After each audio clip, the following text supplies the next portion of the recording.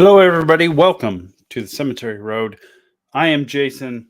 I have a live stream going.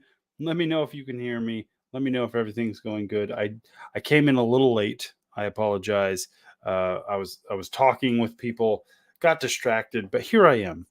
Here I am in the room of wonders, as you can see, all my accoutrement, my geek stuff hidden in the green light. But how are you doing? Betty Hanks at least is in the chat. Hi, Betty. I appreciate you. I've invited others to come hang out, but I do know that Joe of Entity 7 Paranormal is doing his live stream. So I know some people are going to be hanging out over there. But yeah, I'm here. I'm here. What do y'all want to know? I think I have like 2 people watching, maybe. One of those may be me. I don't know. But I'm here. I've got beer. I'm hanging out. How are you? How are y'all? Yeah, that's all I got. It's hard when I'm all by myself on a live stream. Wednesday nights are my usual nights. And I know a thing is like we have a community that watches everybody's channel, and we try to not step on each other's toes in terms of when we go live, when we have episodes, all that kind of stuff. It just so happened Wednesday nights are usually my nights, but other people are popping off doing their live streams, doing their thing. It happens, guys. That's why Team Rewatch is a thing. Team Rewatch is a thing because, listen, we all want to support each other, and sometimes everybody's doing stuff at the same time. So that's why Team Rewatch is so important. Do not think just because you are Team Rewatch that I do not appreciate you, because I do. I am, just to kind of start off the conversation, I'm looking forward to Ren Fair season. There are Ren Fairs happening right now. I'm getting super excited for Ren Fair season. As y'all know, I do enjoy me a Ren Fair, and I have a localish one that I like to go to every weekend in the 5 weeks that it's active. And it's happening. It's coming soon, but like there's areas around me that are doing Ren Fair stuff, and I'm very tempted to go check them out. Very tempted to go do some Ren Fair stuff. If you're into Ren Fairs, I would like to know if you are, where you go, what Ren Fairs are you interested in? Do you have some in your area? Let me know. Let me know of those things. I'm keeping an eye on the basement. The basement is where like people I've invited to come hang out will pop up. And I've invited a few people to come hang out with us tonight. So I'm keeping an eye on the basement. Hopefully some weeping willow or some crows decide to pop in and hang out. But if you were in the chat and you just want to throw out like a, hey, talk about this thing, you can. Tell me what to talk about. Tell me what you want to hear about, whether it be cemetery stuff, paranormal investigation stuff, favorite places to eat, upcoming adventures, all that kind of stuff. Let me know. Betty asks, how are you, Jason? I'm doing good. Doing good. It's my day off. I get days off in the middle of the week, which is why my nights are on Wednesdays. It's why I do releases on Wednesdays, is because that's one of my days off. And I'm that's the thing. Wednesdays. I get Wednesdays and Thursdays off. But if Thursday is the day off and I have to work on Friday, I gotta get up at 3:00 a.m. for work. So even though Thursday is a day off, like Friday is not. So I gotta go to bed super early. So like my best days off are Tuesdays and Wednesdays, because even though I've worked all day from 3 a.m. on, like maybe I'll get a nap and then I'll try and get live with you guys. Mike B is in the house. He's, Jason, what's up? I'm doing good, man. I'm just trying to plan some adventures. The reason you're getting a live stream is because I don't have an episode, because I haven't been to a cemetery in a while. And I'll be honest, I tried to go to a cemetery today. It's a cemetery that I've seen that I wanted to go check out. It's got some cool old stones. It's not too huge. I wanted to check it out. But when I went by there was a cemetery, or there absolutely was a cemetery. There was a funeral going on, and it's a small enough location that I could not avoid it. So I was like, well, not going there. So yeah, unfortunately, I did not get to shoot any videos. Mike B asked, any cleaning videos coming up? Yes, I plan on going tomorrow. Because my plans today were kind of had to be put on hold. I plan on going tomorrow to do some stone cleaning videos and stuff. So be on the lookout for that, because as the weather has increased in terms of like nice weather, warmer weather, I can actually go out and do some stone cleaning, because what you don't want to do is do stone cleaning when it's super super cold, especially if it's dropping below freezing, because if you clean a stone and it doesn't get hot enough to like kind of dry that stone during the day, and then at night it freezes, any moisture that's in the cracks of that stone will freeze, turn to ice, and it just adds to the problematic issue of cracked stones, water, moisture within cracks, spreading that stone, breaking that stone. I don't want to add to that. So I don't clean stones when it's super, super cold. But as the temperature around here starts increasing and I'm paying attention to it, as long as it's not going to drop below freezing the next day, I can go out and start cleaning stones. And we've gotten to that point where that is easily done. Kathy is in the chat. Hello, Kathy. How are you doing? Mike asks, like, where is everybody? Well, unfortunately, because Wednesdays are usually the days I drop videos, live streams, that kind of stuff. One of our good friends, Entity 7 Paranormal, Joe Vital, he's doing a live stream right now, so I'm pretty sure a lot of our friends are hanging out over there. I knew he was doing a live stream, so that's why I did like an hour and a half after his live stream started. But that's the problem with our world, man. We try and be respectful of everybody's time, but sometimes it doesn't work out that way. Cassie and Canadian Bacon are currently hanging out with Joe, so maybe they'll hang out with us a little bit later. I did invite them. I invited Crow Judas. So we'll probably get some of them soon. Depends on how long Joe's live stream goes. If you are Team Rewatch and you're like, oh man, like I didn't know Joe was doing, like, go Team Rewatch his stuff too, guys. That's the beauty of YouTube. We can watch this stuff whenever the heck we want. But we have a small group of people watching this live stream, and that means you guys control the conversation. So what do you guys want to know? What questions do you have? If you throw it up in the chat, that's what we're going to talk about. So do that. Do me a solid. Help me, because I can't just keep talking by myself, blah, blah, blah, blah, blah. I need you guys to help out. I need you guys to guide this conversation. I need you to make this show what you want it to be. So let's do it. Mike B, give me a question. Betty, give me a question. Give me stuff to talk about, Kathy. Let's do this thing. There is a live chat for this show. Let's do it. I do have plans for more cemetery videos. Starting next week, you should have more cemetery videos. If you are a member of the channel, which again, memberships of the channel, if you are throwing down a membership for this channel, it's going to support gas, cleaning supplies.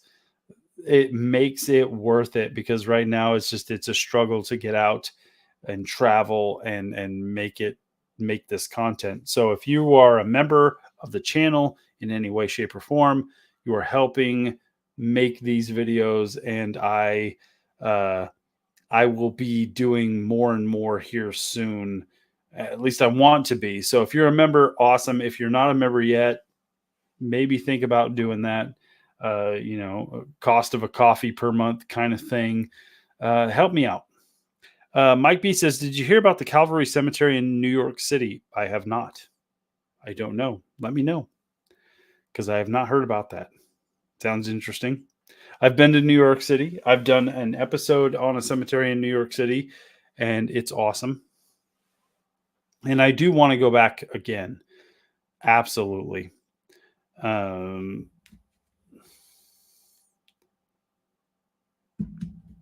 It's huge, he says. Listen, I'm a fan of anything in that. Like, one of the things that's really inspired me to do this channel and like do these travel logs and do all that kind of stuff is trips to the East Coast and seeing the old cemeteries. And I think I've been to like one of the oldest cemeteries in Northern America in terms of like the United States. Like that kind of history just kind of inspired me to be like, let's do this thing, man. Kasara is in the chat. Hey, Kasara. She says hi, Jason. I say hi, Kasara. So yeah, I'm totally down for going and checking out Calvary Cemetery. Like I'm all about checking out any cemetery, honestly.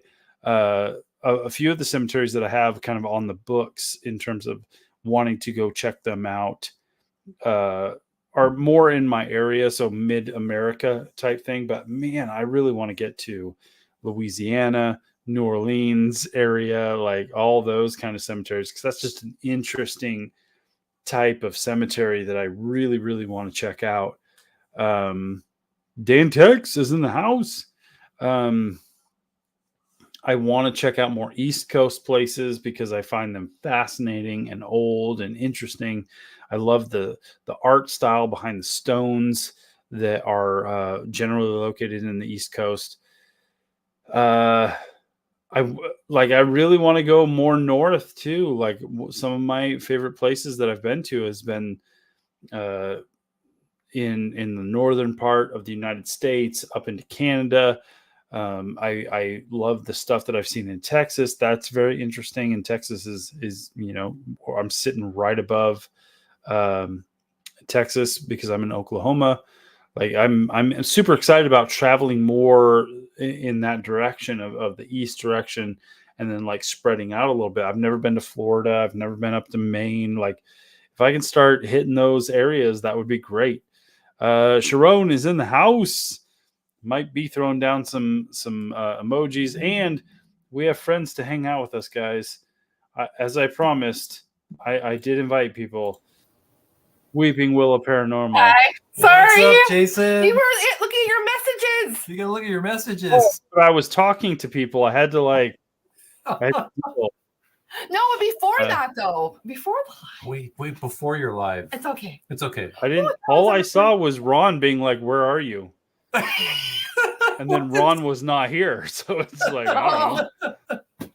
It's okay, sir. It's okay. We have people, Boo Productions Paranormal from Toledo, I'm guessing Ohio, Yes. who I was told to come here. They are in the chat. We've got Art and Paranormal. Again, I said it. We got Sharon here. We got people popping in. And I know it was Joe's live stream. As Sky is here. As I was saying, like generally Wednesdays are like my night, and like Thursdays are Cassie and Ron's night, and then like it's a free for all for Fridays and Saturdays and Sundays. And Mondays. Laws and from Oz. Faith is here. William. Entity 7 is here. Says I told people to come to your channel. Sorry, I didn't mean to like mess your crap up, Joe. It's Joe's birthday live stream that was tonight. Joe, if you want to hang out, if you still want to keep going, man, I will send you, or Cassie can send you the link. Yeah. You can come. We can extend your birthday party right here, bro. Because we're all friends and we all share like a common like base of friends in terms of like on YouTube. But like at some point, it's like really hard to figure out who's going to go live, who's going to be putting out videos. And that's why absolutely Team Rewatch is one of our favorite things amongst our fans. I hate saying fans, amongst our supporters, because the beauty of YouTube and what we do is you can watch whenever it is most convenient for you guys. And sometimes it's just like it happens. Like we overlap. It sucks, and we just deal with it. But yeah, I did not have an episode to put out tonight, so I was like, I'm going live. And like after I posted it, I was like, oh crap. That's why like Joe said, like I'm going at 7. I think my time when I looked at it, it was like 7 o'clock. I'm doing this, and I'm like, cool. 8:30 gives an hour and a half. I'll just catch the stragglers. We're good. So Dawn says, I'm so behind on YouTube. I try to keep up, but there's so much. I'm the same way. Like, there's so many people I subscribe to that I'm just like, I don't have the time. And it's a variety of like people who are like, I do 15-minute episodes, 30-minute episodes, 2-hour episodes. I'm like, well, I'll binge watch you in 3 weeks. We're good to go. Reek and Havoc is here. Sarah G is here. Maisie is here. Jason, she says, Jason, we all share. That's just sounds dirty. Take it as you will. Take it as you will, lady. Joe's making some food, and then he said he'll join us. Yeah. I appreciate y'all jumping in. Basically, this is just a live stream to just hang out a little bit. Thank you, Cassie and Ron, for hanging out because that's what we does. If anybody in the chat has any questions, comments, all that kind of stuff, the great thing about these live streams is you guys get to kind of like direct the conversation and make the show what it is.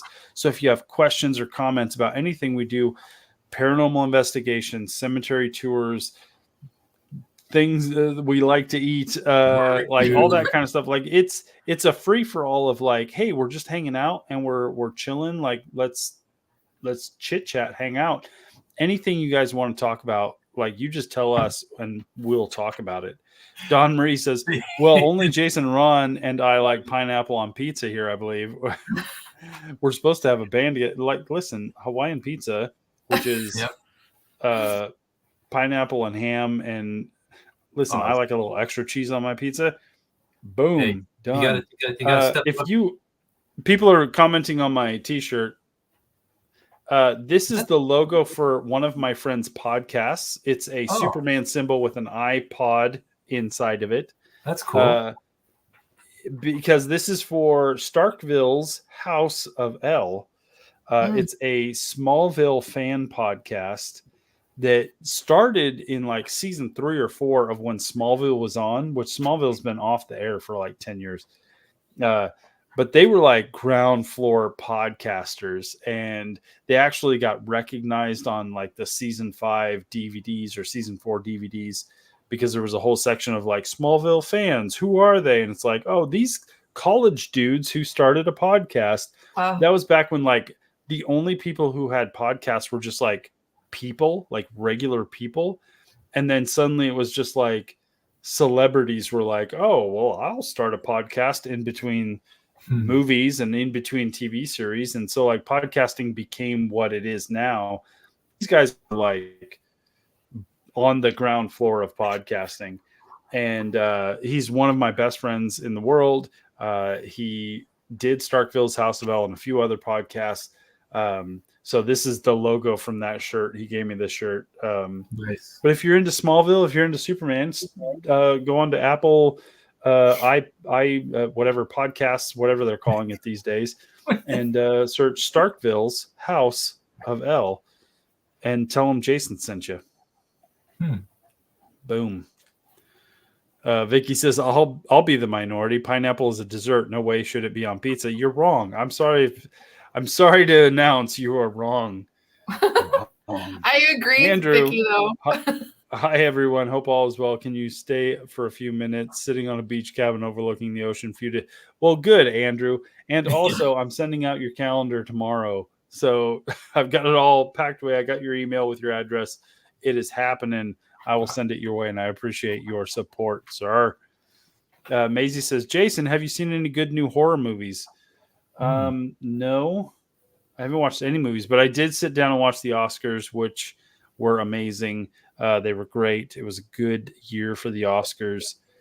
And go check out some new movies. Were you surprised, Jason, there was no nominations at all for Wonka? I have not watched Wonka, but I hear it's terrible. So really? Oh, that's all I hear. Is cheesy just movies. It's I'm terrible. sorry.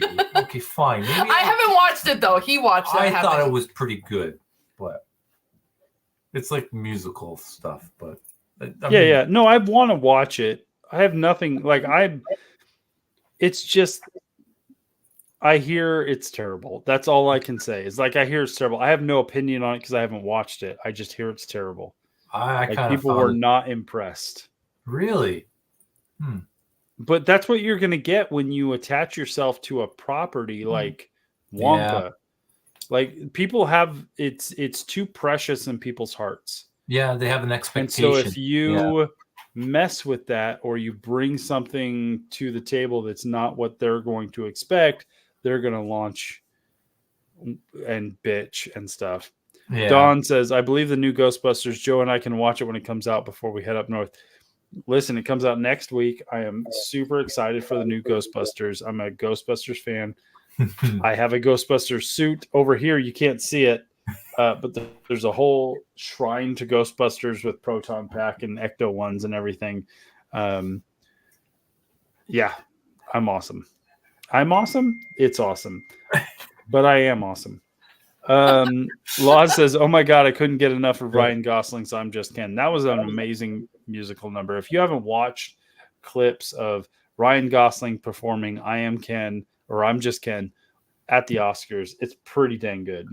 I mean, I'm partial to Ryan Gosling. I've liked him since Breaker High, so I've been I like him in everything. I like him because he's a popular actor who's not afraid to do things that could be seen as like not the thing he should be doing. Barbie, I don't know if you guys have seen Barbie. I have not. I saw it in the theater. It's super weird. It's super weird, Ron. Like in terms of like I didn't think it would be something he would do because it's just so weird. But he did it. Like, man, that guy just made it work. Like, I don't know. The dude is talented enough to know, like, he can do the deep, dark, emotional kind of stuff, but he can also just throw that all aside and be like, I'm just going to be Ken in this Barbie movie. And just even make it work to the point where you're just like, oh man, it's like, I know you can do more in terms of like more,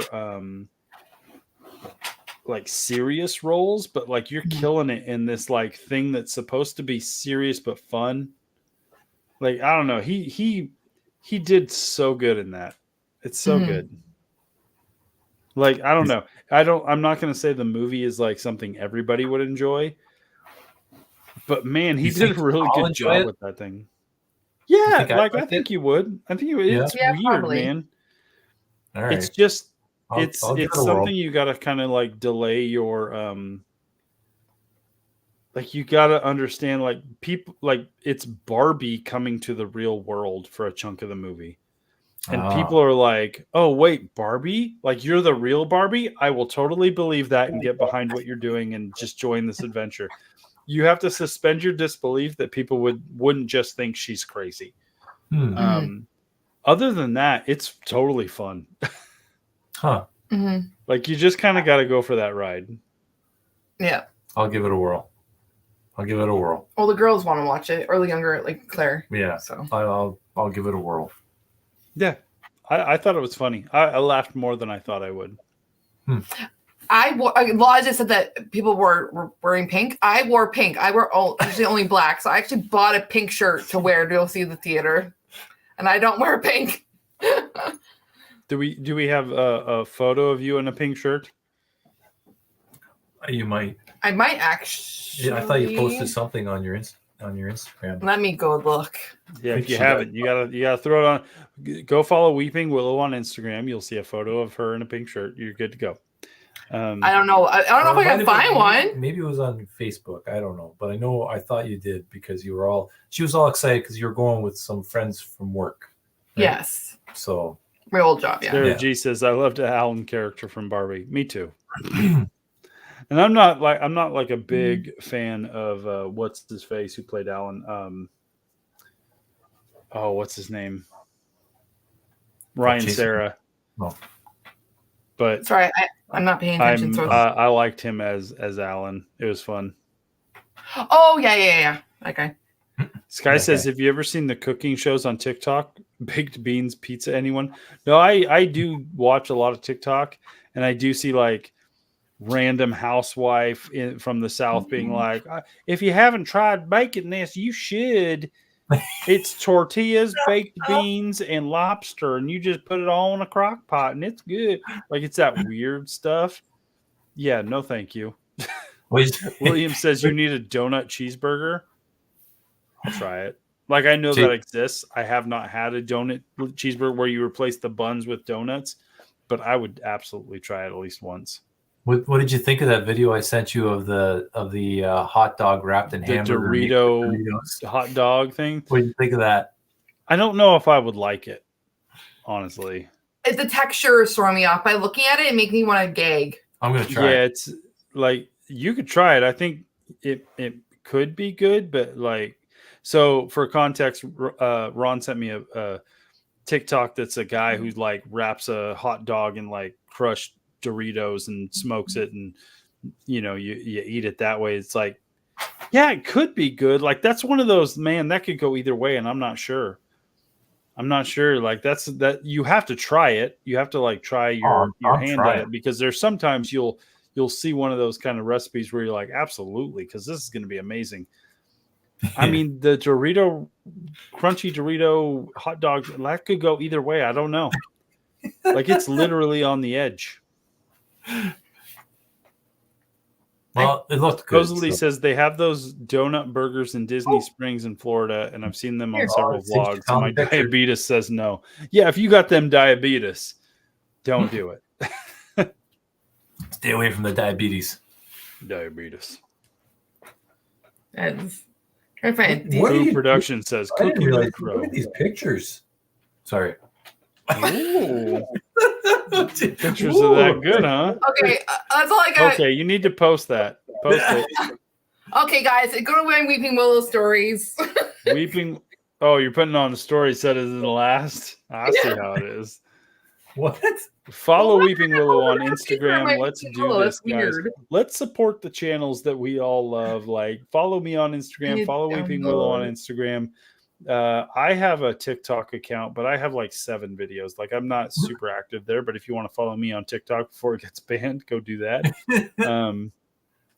If you want to majorly subscribe to our channel so you can follow our adventures, if you want to become members, that would be awesome too. Wink, wink, nudge, nudge. We have trips coming up that would help support those trips and the adventures we go on. Nancy says there's a guy, I can't remember if he's on YouTube or TikTok. He makes everything in a motel room. It's weird, full meals. It's strange how he cooks. Yeah, no, that sounds very much TikTok. There was one TikTok account that I came across. I haven't seen him in a long time, so I don't know if he's just like parted ways with my algorithm or if he's just like stopped doing it. You never know.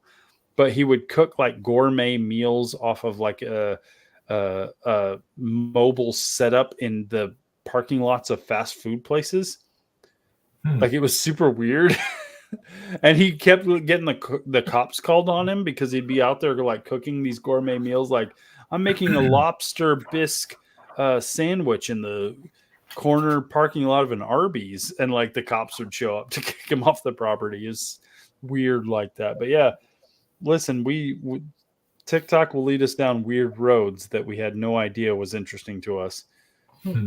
That's probably how half of us ended up following our channels.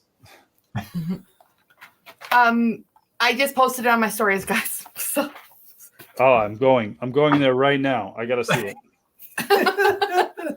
I really don't wear color. Blue is probably as colorful as I get. I think she looks great in pink. Let's see here. I got to refresh. Where are you? You're not showing up in my stories. Stupid Instagram. I know how to fix this. Here we go. Wow. Yeah. Wow, yeah. This is great podcasting right here. Like great videos. I'm gonna go here. That was from August. That was how far. Was that August? Yeah, wow. I couldn't find it because I'm like scrolling. Oh, look at that! Look at that! Well, you can't see it. Look at that pink. Look at it. Pink. It looks good, Thanks. especially with the blue hair. I know. I'm gonna get my hair refreshed next week with the blue. So Hold on. all ready Yeah, for I crime. gotta go get. I gotta go to get a trim and stuff because, like, look at this beard. It's so long. It's so long and gray, and then my hair Have is you guys just like. noticed it runs? All Yeah, I know. beardless? I told him how much I did not care for it. Yeah. He sent me a picture of him being like, "Hey, check out this beard," and I was just like, "Where the hell did your facial hair goes? I do not like this. Put it on. Put it back on. I'll send you some of mine. Let's do this." Not a fan. Sorry. Don't like it. It'll grow Cassie back. doesn't like it either. She likes the stubble. She told me she I likes like the it more a little stubble. bit more stubbly. but- Bring some more stubble back. You gotta get some definition, some contrast to your face. Another week and you'll be good. All right. Yeah. What else, guys? What do you guys want us to talk about? Again, Kasara says, I like your shirt. Well, thank you. Remember, Starkville's House of L. Apple Podcasts. They're still reviewing the show, guys. They don't put out episodes all the time, but if you're a fan of Smallville, check it out. Why not? How are you guys? Good. Good. It's our spring break. Well, March break, spring break, man, what you want to call it for the kids. Yeah, this that's week, next so. week for us. Yeah, so it's But been. you just did an investigation too. Like you went back to the Beck house, right? Yes, we went back to the Beck house on Saturday. Yeah. We had Nice. we rented the 2 apartments that you're able to through Airbnb. And they actually is a haunted Airbnb, so it's not just a fake location.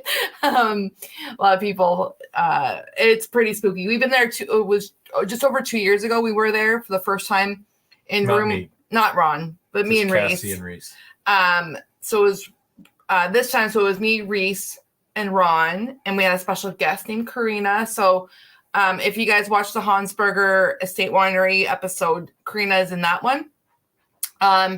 So she was, I think, I don't know if it was her first actual no, it wasn't our first actual paranormal investigation. Obviously, Hansberger was. So like she, I think she really enjoyed it. So it was kind of cool to be with someone, because she's a medium that's like tarot and stuff. So it was an interesting perspective too with her there. So it was pretty cool. And I thought it was pretty cool. I don't want to give too much away. Obviously, I still have to review the footage, but all that footage will be in April. So nice. Julie says, I can't stay. It's been nice seeing you all. Hope you have a wonderful night. Well, thank you, Julie. I appreciate you hanging out. Kasar says, how are you doing, Jason? I'm doing pretty good. Doing pretty good tonight.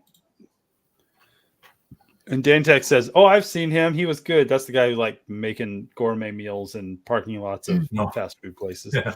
Oh, yeah. Laws says, I have a question for Cassie. I know you're a book nerd like me. What was the last book series you read? Oh. Okay, so I'm in a book series right now. Book number 3 of Savage Lands. It is basically like a post-apocalyptic book, but it has to do with like fairies and fae, I should say. Fairies, but like fae and like half breeds basically, and shifters and stuff. So it's like a paranormal book. So it's actually pretty decent. It's not an older book, but it was like it's been around for a bit, and I just read the first book, and then I was like, "Ooh, this is actually pretty good." So Savage Land series, I think it's called Savage Land. Like, let me double check what the series is named. But I'm on book number 3, and nice. Yeah. Let me double check. And plus, like, if you're into post-apocalyptic stuff, like I think April 11th, the Fallout series drops on Amazon. Yeah. The full series, the full season drops on Amazon. And me and Cassie are going to geek out over that, guys, because I'm a massive Fallout fan. And I know Cassie enjoys it. So we're going to be talking about the Fallout series. Yeah. There may even be like some live streams where me and her just sit here and geek out about episodes. Like we may turn into a full review show of the Fallout series, because the Fallout series is like, it's my favorite video game property of all time. Even though Fallout 76, which is like its current iteration, which is like a live massive multiplayer online type situation, I don't like it. There's a lot of problems in terms of how I feel Fallout should be going, that Fallout 76 does not work with. But I started with like Fallout 2, Fallout Brotherhood of Steel. And then when Fallout 3 came out, like, oh my gosh, the world changed. And then you had all the other Fallouts. Like, I have a Pip-Boy. I have it's you can't really see it in this, but there's a Pip-Boy right here. I'm making like I've started the process of making like a Fallout Vault Dweller costume for my cosplay. I love Fallout. It's my favorite. And for them to like have a Fallout series, I'm stupid excited for it. Excited for it. I've loved I mean, I play the video game obviously, so I love that type of like anything has to do with like post-apocalyptic type of stuff. So I'm pretty excited for that. Just so you know, Laws, it is Savage Lands. It's the book series. There's 6 books. So I'm on book number 3. You're on 3 of 6. 3 of 6. Which is good until you're on 6 of 6, and like the next book is 2 years away. And it's done. That series is done. Oh, it's so done, I'll done, have done. It's done. But I'm gonna have to find another book. Good. I always get. It's funny. I'll like read a couple of like crappy books, and then I'm like, then I finally find a new series. So I'm glad I found one. But I already think I know my book I'm going into next. So sweet. Yeah. All right, guys. What else? Control the conversation, guys, in the chat. Whatever you guys want us to talk about: movies, TV, music, beer, food, ghost hunting, travel, cemeteries. Anything is always good on these live streams. Whatever y'all want to know. Law says, "Are you on Goodreads, Cassie? I should friend you." Yes, I am. That's where I was actually looking. My Goodreads, Laws, I'll message you on Instagram. I've read, how many books I've read so far this year? 22 books this year. This year? It's March. Yeah. She's crazy. It's March. I've read 2 chapters of a book this year. Listen, I actually had to have this conversation with my girlfriend, because I was like, we're reading a book together. And for some reason, Kipper says, I always start a series after it's done so you can get all of it in one time. Yeah, that's fair. My thing is, like, I haven't read a book in like a year. Like last year, I was so busy, so much stuff going on. I'd started a new job. My schedule was all over the place with kids and stuff. I just didn't sit down and read a book. So like, I started reading this book, and I started reading it, and like my brain was like, what do I do? Like I could see the words, but like my brain was like, am I supposed to make pictures out of this? Like, am I supposed to, like, I had to like almost retrain my brain how to like enjoy reading a book. Which was weird, because that's never happened, because I've read so much over my life. This was the first time I had taken like an extended break from reading a book. It was super weird to have to do that. By chapter 2, by getting into chapter 2, I'm like, okay, my brain is like looking at the words and creating an image in my head. Like now I can like start plugging through it. But 20 something books, no, that seems weird to me. When do you find the time? Bedtime. In between clients at work. When you say bedtime, what's like when you lay down for bed and you're just like, I'm gonna whip open this book? Are you talking like, so I read for 20 minutes, or is it like I read for 7 hours? She reads for like an hour, 2 hours. Well, it depends. Some nights I only read like maybe 15 minutes. But sometimes I'm like, oh crap, this book's really good. I have to keep reading until the end, and I'm up at 3 a.m. But I haven't done that in a while.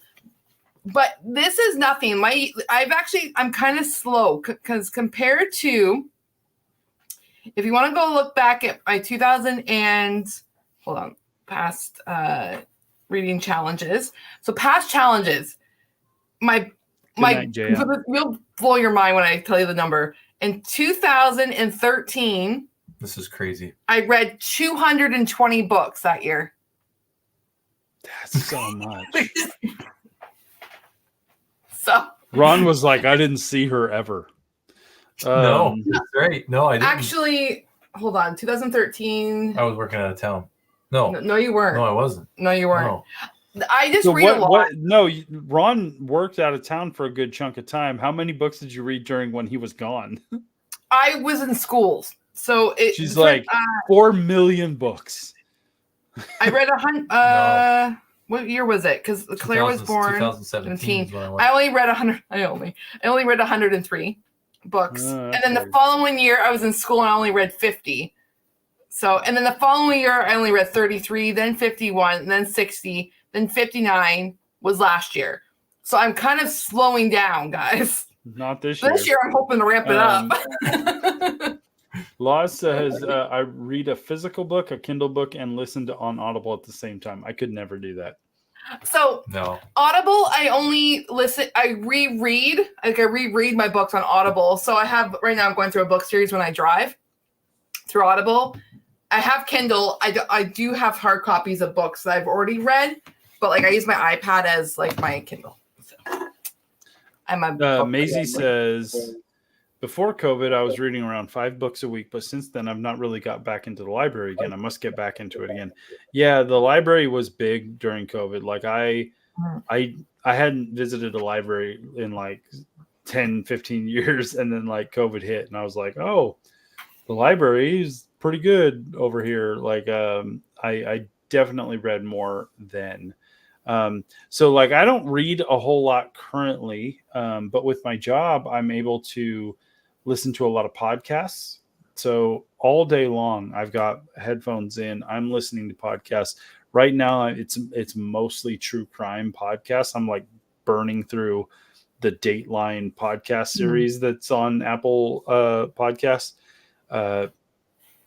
which at some point, like I can do like 3 weeks of true crime, and then I'm just like, I need to find something else to listen to because it's the most depressing thing to have like 12 hours of death and sorrow in your ear, because I work like 10 to 12 hours a day, and I'm just like burning through hour episodes one after the other, but I can't listen to books. The unfortunate part is if I'm listening to like an audiobook, it will put me to sleep immediately. I just can't do it. My brain just can't do it. I blank out. Like I start thinking about other things. I don't listen to the book, and then I start getting tired.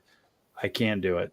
So I need to read books physically, but podcasts, because it's a more chaotic conversation style, because it's like people throwing out their ideas, and there's changes in cadences and that kind of stuff. Like I can listen to podcasts, no problem, but somebody reading me a book just puts me to sleep. I can't do it. Laws is talking about the fancy editions. I do have the fancy edition of the Iron Flame from the Fourth Wing series, which I have the tattoo there you for go. that series. Maisie says, no, Jason, it was before COVID. During, they closed them all. No, Maisie. I didn't go to the libraries before COVID. And I have a hard time going after, too. When COVID was hit here, you could order your books on the library, because like you couldn't go to Barnes and Nobles and stuff because all the stores were pretty much closed down. So at the library, you could just pick them up. They would bring them to your car, throw them in the back seat. And it was free, which was a big thing of just free books all the time. So it was definitely during COVID is when I started utilizing my library more and more. I couldn't go in, but like I would just go on their app. They had an app. You could scan through everything they had on the library. You'd pick like 3 books, you'd pull up to the library, say, "Hey, I'm here," and they'd come, throw it in your back seat, and you'd take off. And I just read more books that way. So yeah, there was pros and cons to when COVID hit. Mostly cons because of everything shutting down and just being socially distanced from everybody. But some things really came back into being. Some of those things being libraries, the ability to get free media in a safe, distanced way was a big thing. Maisie says I was talking about me here, so she didn't have access to like libraries and stuff because of COVID. Like that sucks. For us, it was a little bit different, and for like a lot of places, COVID, like they dealt with COVID differently. Some places shut down like completely. Some places like halfway shut down. Some places went from half their society kind of went one way and half it went the other way. So you had to kind of work with the trend that was going on at that point. Yeah. I just use the says, I'm listening to a creepy psychological thriller at the moment called Revelation by Carter Wilson. It's scary AF. Well, there you go. And then Sky says, my favorite book series is Terry Pratchett's Discworld series. I love Neil Gaiman and Jasper Fjord too. And then Boo says, check out the book Deliver Us from Evil by Ralph Scarcci. Yeah, if you want to throw out book recommendations in the chat, do it, guys. More reading, more better. I can't remember the I'm going to write down these recommendations. Yeah, you start writing them down. I have several books that I've started and I haven't finished. My Best Friend's Exorcism, The Haunting of Blackwood House by Darcy Coates. There's another one that I started. Yeah, I'm all about. Barnes & Noble has a website. Let me put this on here. And had it before 2019. I have my hair. I'm going to assume that she not trying to call out her own hair. I have my own physical library, but since 2018, I stopped reading anything. Blame the cancer. She had her hair back then. Reading stuff like sometimes it's like you just don't have the time or the energy. Like you could have the time, like, oh man, I'm sitting here for 4 hours, but I don't want to physically read a book. Like it's a lot. Sky says, I'm a writer, actually, unpublished. I just write like I talk a lot. Well, publish yourself, Sky, girl. Like, let's do this thing.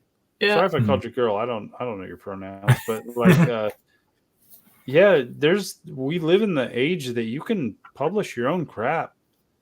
Like, do that thing. One of my friend's moms, who's, it's my friend. He's my age. It's his mom. So his mom's of an elder or more older age. I don't want to call her. She's very physically fit and active. So I feel like I'm just talking myself into a pit right now. But she personally published her own book. She does cozy mysteries. Look it up if you don't know what that is. But she has, I don't know, like 30 books now.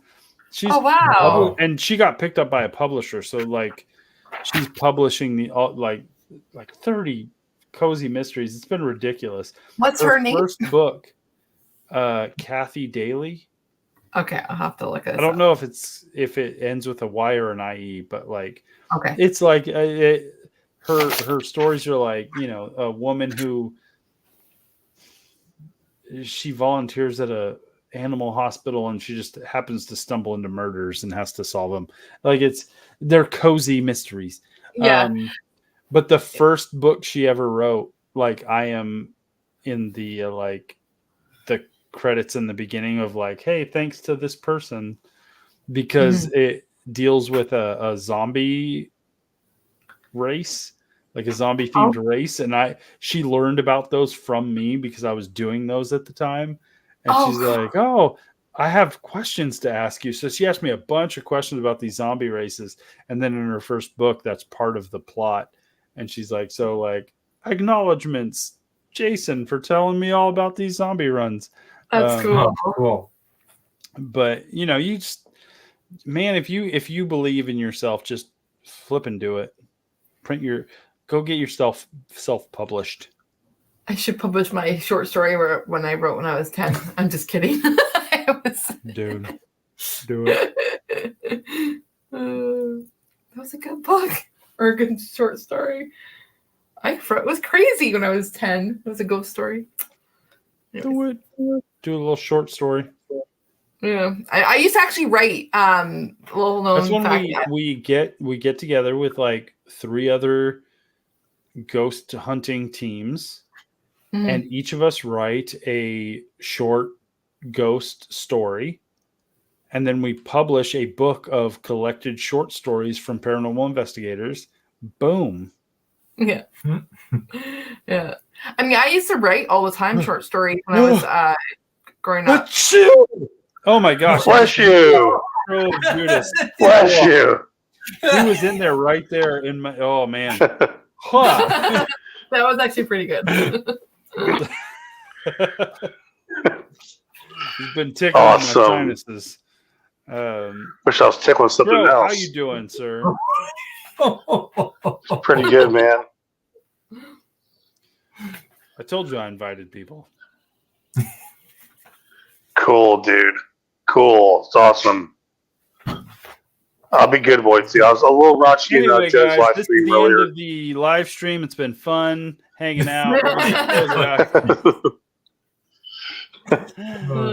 it out. Cassie's getting a lot of earful. Crow appears. Ta-da.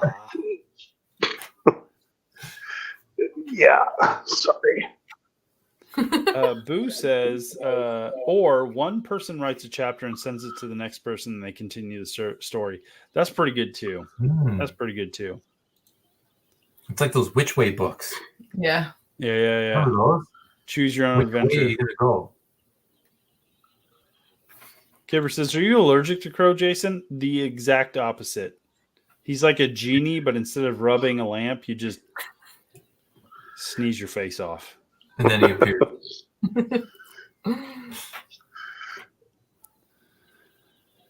How you doing, sir? What are you bringing to the conversation? What do you want to talk about? Hey, I love Choose Your Own Adventure, man. I heard that, so that's. I don't know what you guys are talking about, but I love Choose Your Own Adventure. I read a bunch of Choose Your Own Adventure when I was a kid. Like that was a mainstay in my reading portfolio kind of thing. And when my kids were like, when my oldest was probably 13, 14, they like reignited those like with like old school covers and everything. They were like, hey, we're bringing these back with new stories. I bought like the first 4 for my kids and gave them to them, and they loved them. But like, I don't think it really took off the way it did in kind of like our age. But those are amazing books. You know what it is for me though? I love seeing the covers of like these Choose Your Own Adventure books and like Atari games, Nintendo games. When I see those covers of like those old school things, it just brings back that feeling of like, oh man, I used to fucking love this. They didn't really match with like the story being told, right?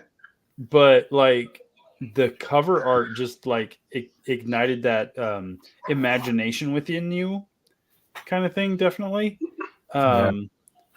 And like the first Choose Your Own Adventure movie, or Choose Your Own Adventure book, I don't remember what it exactly was called, but it was a ghost story. Like it was a haunted mansion type ghost story type thing. And then there was like aliens and like fighting bad guys. And oh man, they were amazing. And the way I read them, I don't know if you guys read them this way, but once you got to the point, like go to page 83 for this, or go to page 52 for this, you put your finger in the page and you flip to the one you want and be like, oh man, yeah, no, you jumped out and you got shot and you died. Sucks to be you. And you're like, cool. Back to where the decision was made. I'll go to this one. That's how you read those books. Yeah. God, yeah. There was another one, man, called The Time Machine that I looked at before. Same company that makes Choose Your Own Adventure, but the Time Machine series was, I think, a little extra special. They were newer. Oh. Yeah, dude. I'll send you a picture. I gotta look it up, man. They were really good too. They're a little bit different Choose Your Own Adventure, but damn, they were so good. Law says Crow's last video was an awkward watch. Fake psychics. Why was it awkward? What did you do, Crow? It was okay. It was cringy. I know, it was just so good, but it was cringe. Like, it was like I feel bad for the you do feel bad, but also they put themselves in that with their own. Like, it's their own fault. Oh, is that bad? Like in terms of like, oh man, like, you guys really just like put yourself out there and just screwed yourselves over, kind of thing. Yeah, they basically like telling people that, oh, your daughter's in a lake somewhere or the forest. She was brutally murdered, and they're basically lying. They were setting them up. Or the one at the beginning was Sylvia Brown. The lady's like, my husband died. It's the real my life, and she's like, you're never gonna find him, honey, because he's in water. And she's like, he died in 9/11, and she's like, oh, I picture him in water right now. It was so. I'm picturing cringe. Somebody else in the audience. She should have went with that. That would have been better with what she went with, So it was really cringe. Psychic fails. Mm-hmm. Yeah, that really sucks. Like I was saying before, like I listen to a ton of true crime stuff, and it doesn't happen often because I'm listening to a ton of Date Watch or Dateline because it's just a constant flow. It's like 600 something episodes, so it's easy to just one right after the other. But there are episodes where they're like, people are so desperate, they're like, we couldn't find our daughter, she was abducted, we had nothing to go on, so we would go to these psychics who would just kind of lead us astray. Like, that sucks. I hate that kind of thing. When it comes to like psychics and spiritualists and that kind of thing, I have a hard time like fully believing in that kind of thing. It's not that I don't believe it's a thing, but I have a hard time believing specific people. Like that's a kind of thing that you're going to have to really bring some proof that you have that kind of a talent. But one of the problems is you have these like missing people things, and they're like, oh, you're going to find them near water, or you're going to like, they were abducted and taken to like the forest and stuff. And you just find out like, oh no, they died in their apartment. Like, that's not what we're asking you. It's a really hard thing because there's so many charlatans out there. Like, you really need to prove to me that you have some sort of talent, because I do believe that there's the possibility of that out there. I don't believe half the people that come out and say they have it, kind of thing. Like, that's where I'm at with that kind of a thing when it comes to the unknown, the supernatural that we deal with in our lives. Yeah. Also, man, like there's like one where they had like the 10 most famous psychics in like the UK. They put them out in a forest. They had them like use their psychic powers to find the helicopter, and none of them made it. They all went around circles. Like, and these are like the most renowned psychics. So it ain't looking. Let's look into cold reading. Watch all the videos of cold reading, and they can tell you things. You think it's very specific to you, but there's a certain way they do it. It's really scary. It's very easy how they do it. And you just have to ask great questions. Mm-hmm. And yes, that's why you always hear things like, you have a big change coming up, or you have there's these, they say things that almost everybody has had experience. You had a great loss, or you have a new job coming up or something. It's very, they always say very vague things, and you put the pieces together on your end. So, I mean, I'm not saying I don't believe it's like, I do believe there's real psychics out there. So, yeah. And it's one of those things like you watch the TV shows like Psych and The Mentalist, where it's like we are highlighting the fact that these people kind of like fake being psychic, but it's really just a skill of interpretation and for lack of a better word, guessing due to humanistic possibilities, that they're able to determine these things. But there's a difference between people who can notice things that other people don't and people who are just flat out lying for monetary gain. Like that's when it becomes evil. Aren't there cases where like police actually use mediums to help them solve? There are, and some it's one of those things where like sometimes people are like right, but are they right because they're right, or are they right because they guessed right? It's like, oh, you're gonna find your loved one near water. It's like, oh, well, they disappeared in Florida. Everywhere's near water, and like they found them 10 miles from, or like next to a creek that was like 3 miles away. It's like, she was right. This psychic was right. It's like, or was she just making a educated guess? Oh, and also this too, Jason. Nowadays, holy crap! The Dead Hours is up in the chat, Vivian. Oh shit! Hey, Vivian. Vivian, if you want to come on and hang out, girl, just let me know. I will send you the link. We haven't talked since January or the New Year or whatever it was. Me and her want to start a podcast. Podcast. I'm still down, Vivian. But I wanted to add just real quick. Now that we're in this age of Google and Facebook, a lot of these people are being caught. Not just the people from YouTube, but like these TV shows, they're setting up fake Facebook profiles, and that's how they're doing this. They're looking at the names. They'll go in there and Google your history real quick, your family stuff. It's all right there. And that's how a lot of these people are doing these amazing psychic readings. And so that's part of it too now, especially the TV shows. Boo says, I honestly have a psychic friend that does work with the police. She is good. Here's the problem, Boo. There's so many people who are going to just do it for the clout, for the recognition. They're just not serious. They're not cool. And anybody who can be or could be, depending on your beliefs, depending on if you believe it can happen or not, the charlatans will outweigh all the people who may be legit. Like, that's the sucky part. And when it comes to like charlatans of this caliber, of charlatans in this area, they are disgusting. They are gross people who are preying upon individuals in need. And if your friend is like, no, literally, I can do help because I have the ability to do that, like, no one's going to trust her or believe them, like whatever it is, because of the charlatans. Because you could have 10 legit people and the one person will discount all of them. Like that's what we're dealing with when it comes to the areas that we are interested in, be it psychics, mediums, sensitives, paranormal investigators, investigators of things like cryptids. Like you could have the most honest ability to investigate or do the thing you're doing when it comes to the supernatural, and then one person comes in and is a piece of crap, just faking it all for the clout or whatever they're doing, and you have discounted 20 other people because now we're not going to believe any of them. That's the sucky part.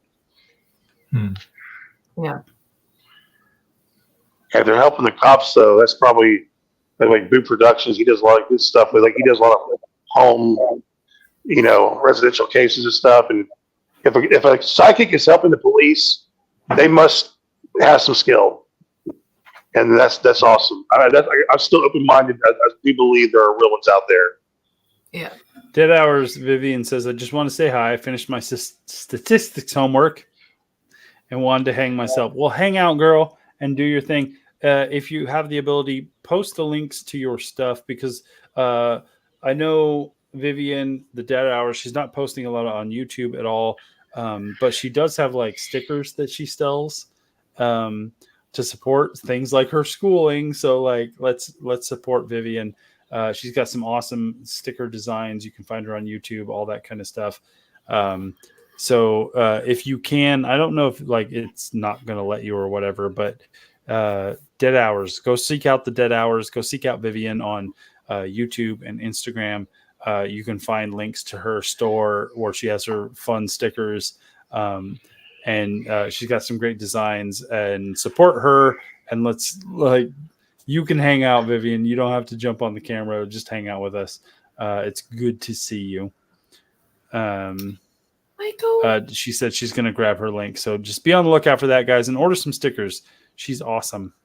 Laws says there's an Australian show called Sensing Murder now on YouTube where the producers put 4 psychics in locations where cold cases have been committed, and they make sure they had no knowledge beforehand. That sounds interesting, and that's cool. That's a good way of doing that kind of thing.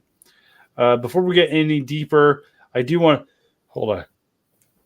Oh. Hold oh man, he was deep in there. But he came out as Joe. Happy birthday, sir. Thank you, sir. I'm sorry you were stuck in my nose.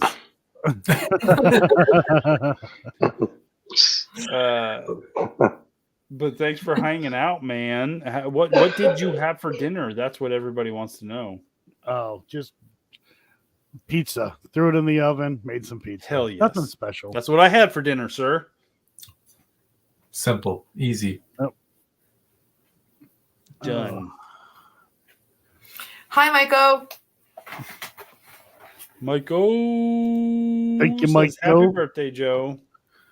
Joe is 87 years old, looking amazing as always. Nancy says, my sister and her boyfriend back in the day called one of those psychic hotlines. The phone they ran up was crazy. The phone, I'm imagining the phone bill they ran up was crazy. Yeah. Those hotlines are people reading scripts. They took them a long time to pay them bills. Yeah, that was back in the day when it was like those 1-900 numbers kind of thing where it was like $1.25 a minute. And here we go. Like, and you would just run up hundreds of dollars. Yep. Call now.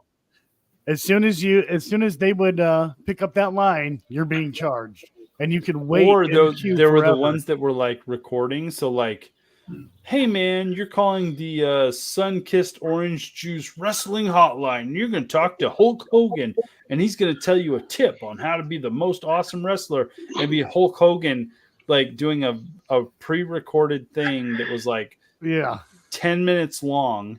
Hey, true wrestler, let me tell you how you're supposed to like blah, blah, blah. And then it's like a 20-minute phone call and they just charged you like $50. Back like in the that 80s, was the age back then. Like I remember them days.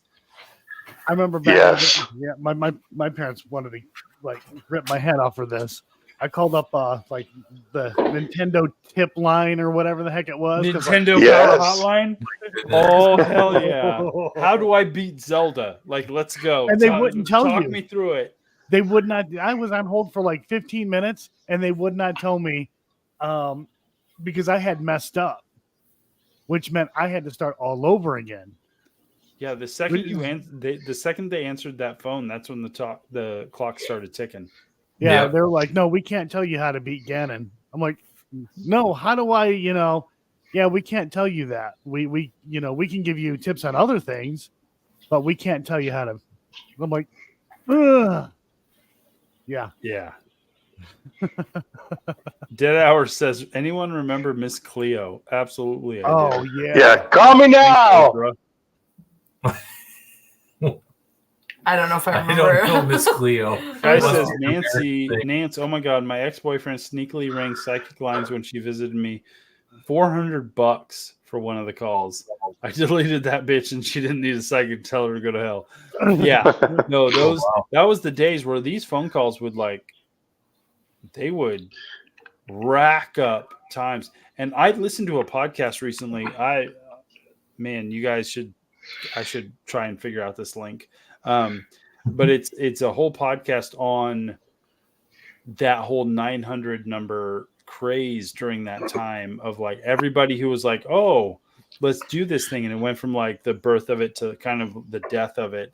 And we're talking like a lot of it was like sex calls. So like it was like sex pornography type phone calls, but a lot of it was like psychic calls, connecting with your favorite celebrity calls. Horror stuff and joke stuff, and like you just call this number and they give you the joke. I remember the jokes. But it would like take like 10 minutes to do it, and you would rack up like a $10 bill, and it was ridiculous. It was so much, and now there's like legislation against this type stuff because it got so out of hand.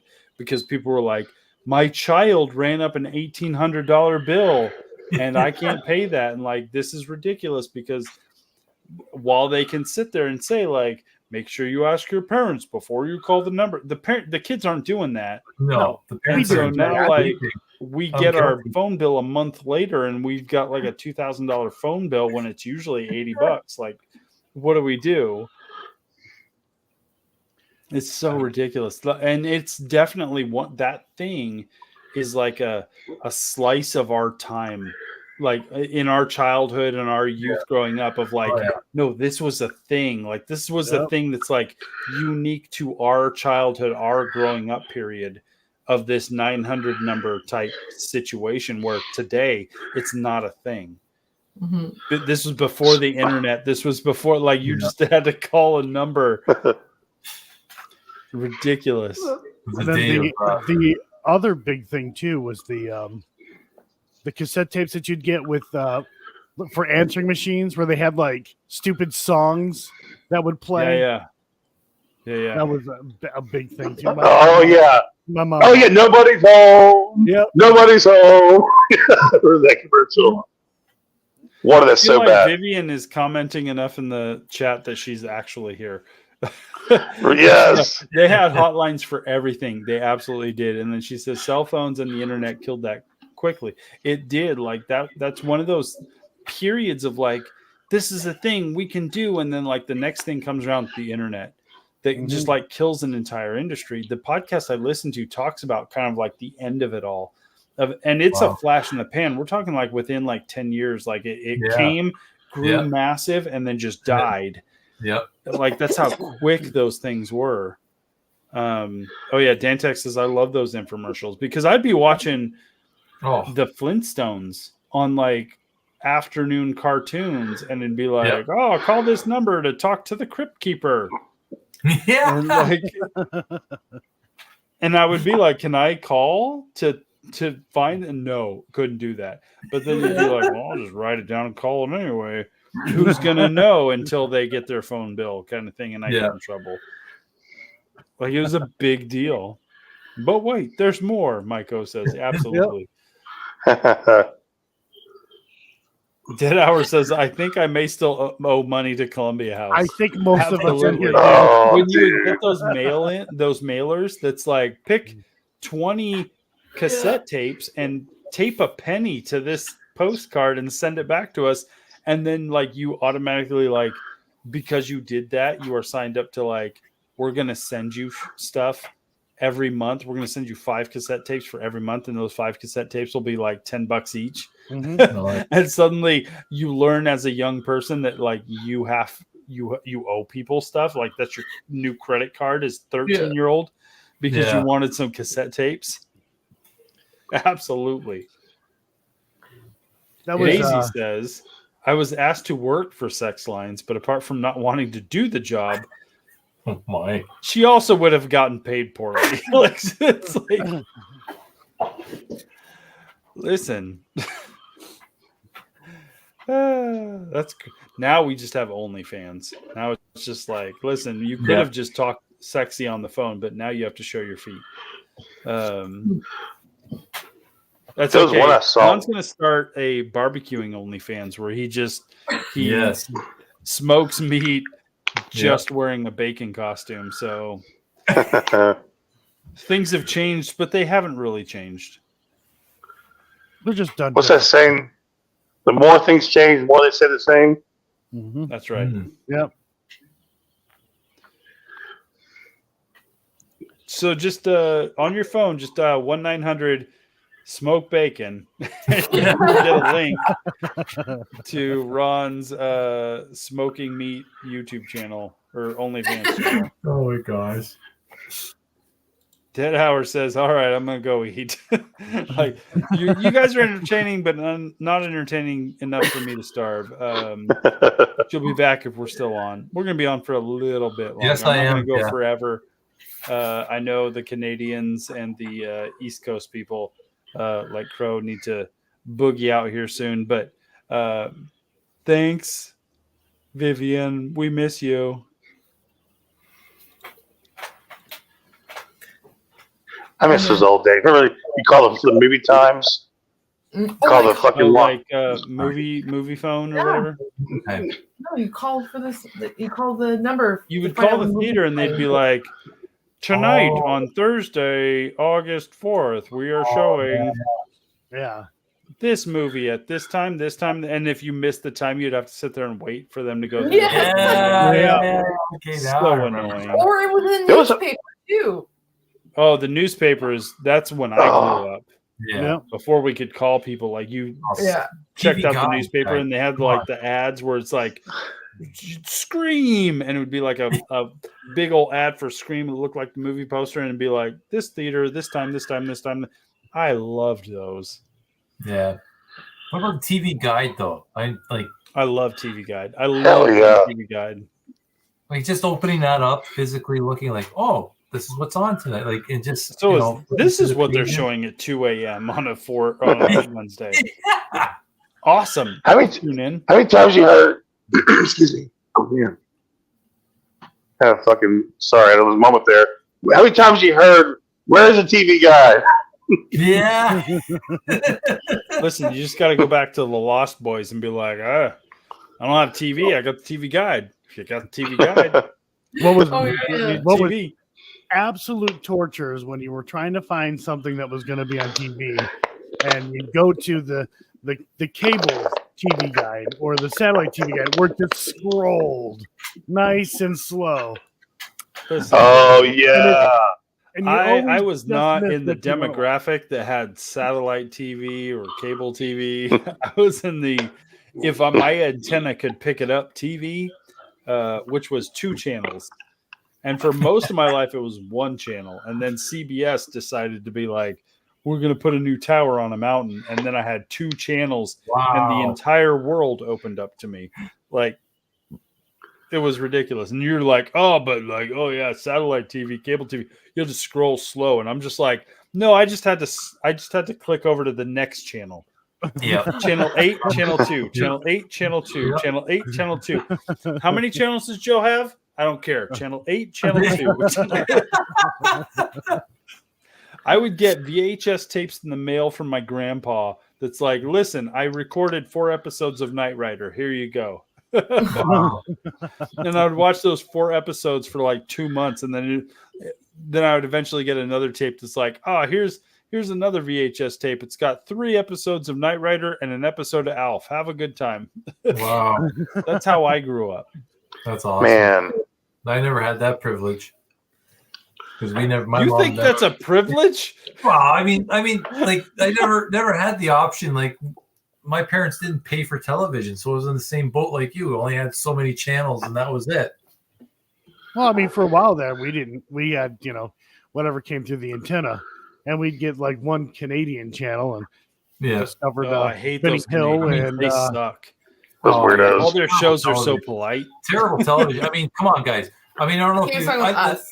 I know that. I'm just saying. I don't know if Hey, you guys ever heard. did you Hey, kill look, this guy? Yeah, I did. Well, thank you Okay. for letting us know. All Like, right. we didn't really Yeah. want to investigate had- this. We had Canadian. we had SCTV. Anybody know what that is? Anybody? Yeah. I don't know what you're talking about. SCTV. John Candy. Oh, yeah. all Rick the, like, the great- Moranis. Yes, Rick Yeah. Moranis. Oh, It's I see, basically yeah. Saturday Night Live, but the Canadian version. The Yeah, yeah. Canadian version. Yeah, I That's know. what we had. Yeah, Just saying. yeah. Jason's just not. He's not Oh. in Canadian television, but we had Oh, SCTV. Okay. I'm not saying it was great. Yeah, first time I ever seen boobies was through Canadian Did you say movies or boobies? boobies. Boobies? Yep. Like the little birds? Cool. No, Like, no, I'm- no, no, no, no, I like no, birds no, too. Movies, no. little birds that fly around. Nancy Penny says, I Hill. remember when channels would shut down at midnight. The Yep. annoying beeping sound. Absolutely. Oh, No, I yeah. remember that hardcore because I had 2 channels and they were like over the air channels, so it wasn't cable or anything. And at midnight or 1 o'clock, depending on the channel kind of thing, like they just wouldn't have programming. They would shut down. And so you would get the color bars. So if you tuned into channel 2, it would just be color bars all night. It would be a graphic that was just like beep because they had nothing going. And then at 6 o'clock on Saturday, you would get the national anthem, or not even the national anthem. It would be the what's the other song? Star Spangled Banner. That's No, national The anthem. Star Spangled Banner, it's not the national How to be anthem, American.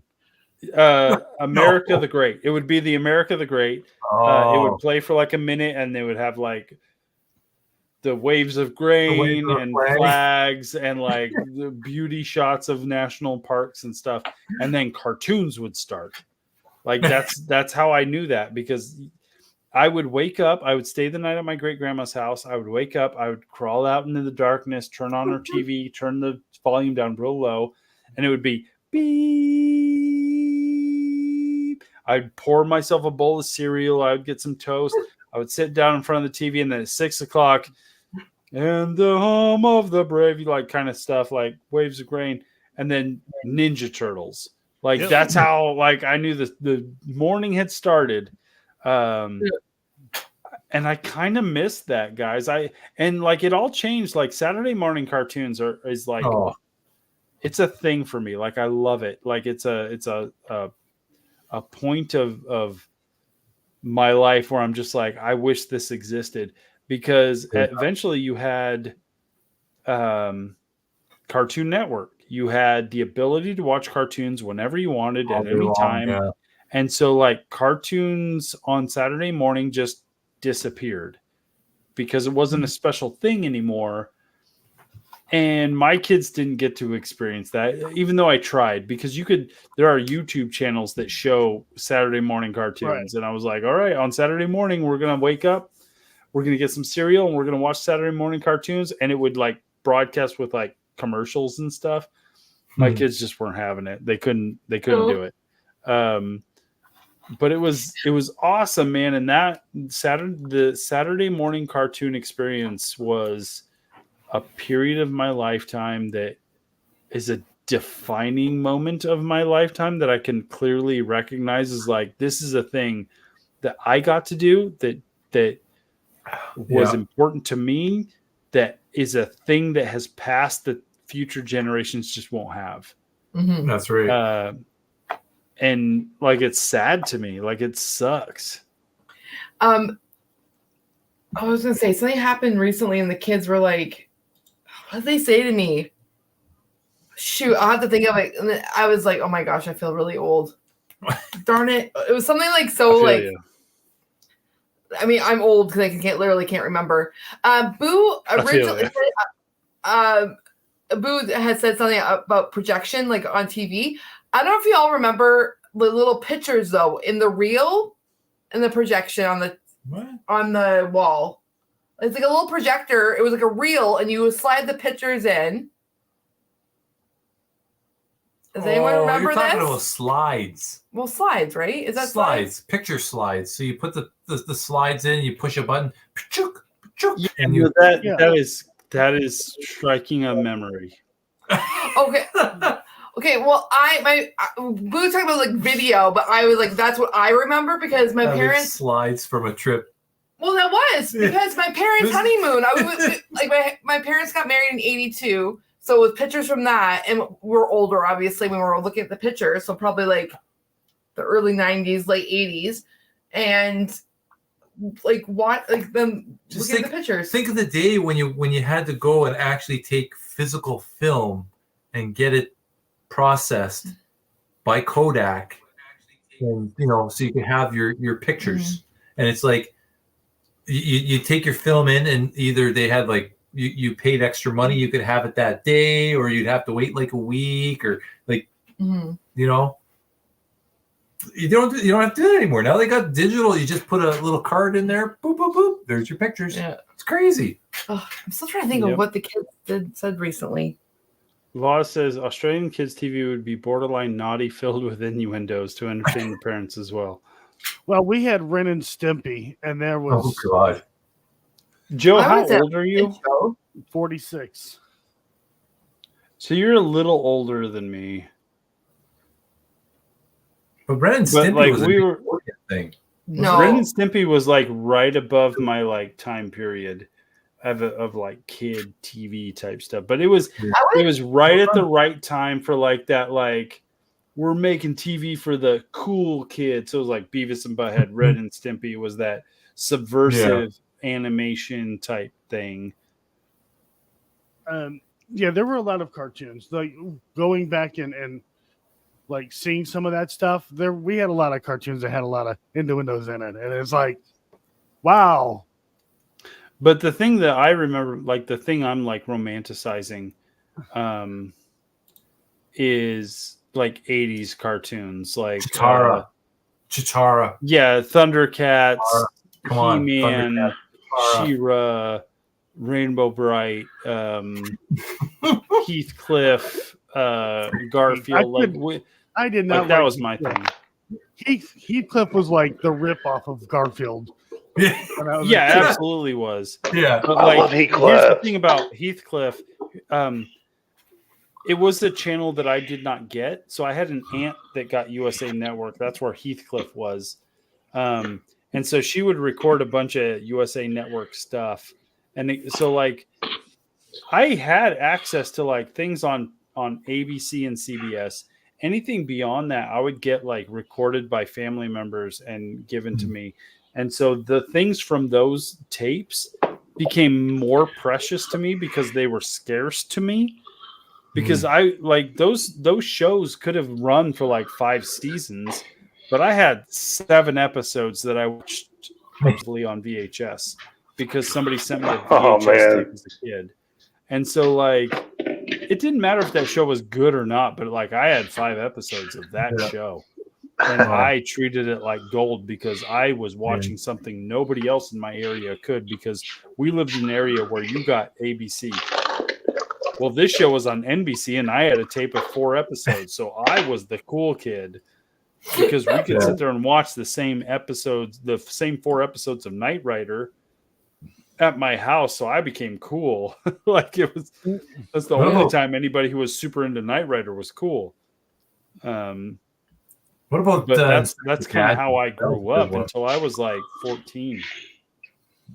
Hey, Inspector Gadget, Jason? That was Nickelodeon, bro, and I got that from my aunt. Nickelodeon in the States, bro. No. Nickelodeon and Fox. No, that was. Does Ron sound really Canadian, by the way? No. Both of you do. I'm sorry to break that to you. Yeah. Hey.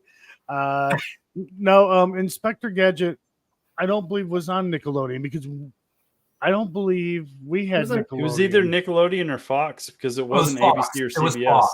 It was Fox. I'm trying to think. It was Fox. We had Much Music and you guys had MTV, but I used to record Much Music, like music videos to watch.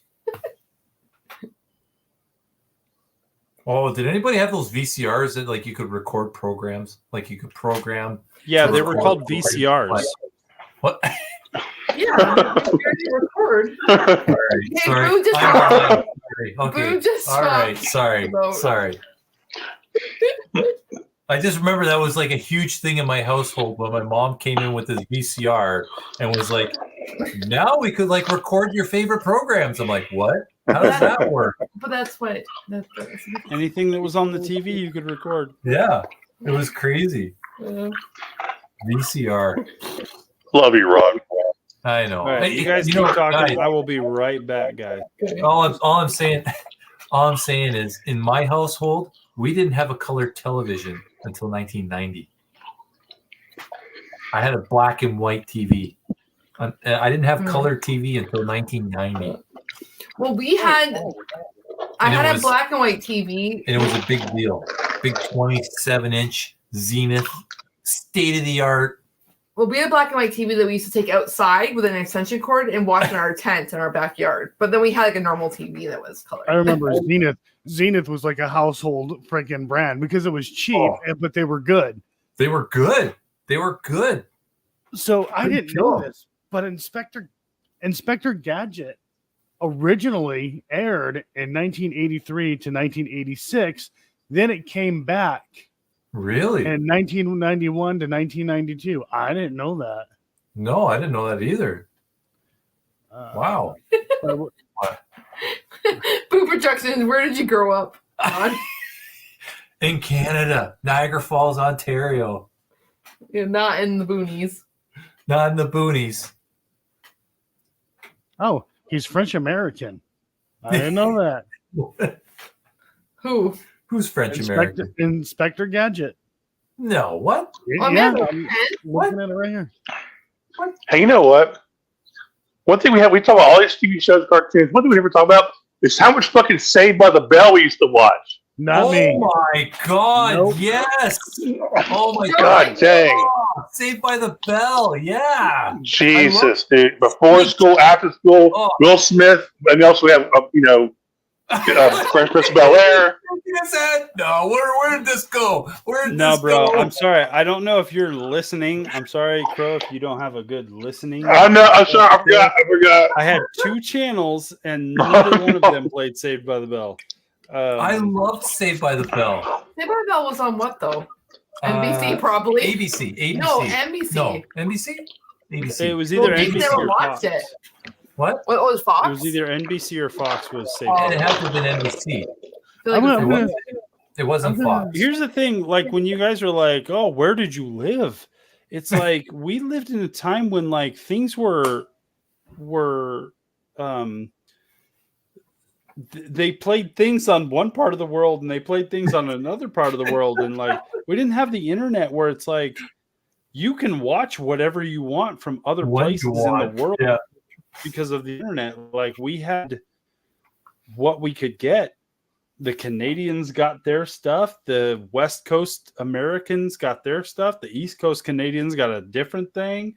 Like there were shows in Great Britain that we never even knew existed. Like it was a different world. The internet did not bind us together as a unified culture where we could enjoy everything at once. Like we only got to enjoy what was brought to us. I mean, we did watch a lot of British stuff, but that was just because we're I watched British Commonwealth. But I had zero British. There was no British stuff coming to Reno, Nevada. So we had PBS public television, right? The PBS public television. So station. did we, but it was all like Sesame Street. Well, yeah, but they had and Mr. Rogers. That's it. On Saturday nights, they would play like British sitcoms. So you had Are You Being Served? Oh yeah. They had we had nothing. What was the one with that lady? Okay, residents. This is the Mrs. of the house speaking. Mrs. Bucket. Okay. You like Miss Doubtfire. What's that? Yeah, no. You like Miss Doubtfire. Mrs. Doubtfire. You can't do that on television, Canadian? What's that, Jason? Yeah, it was. Boo Production says you can't do that.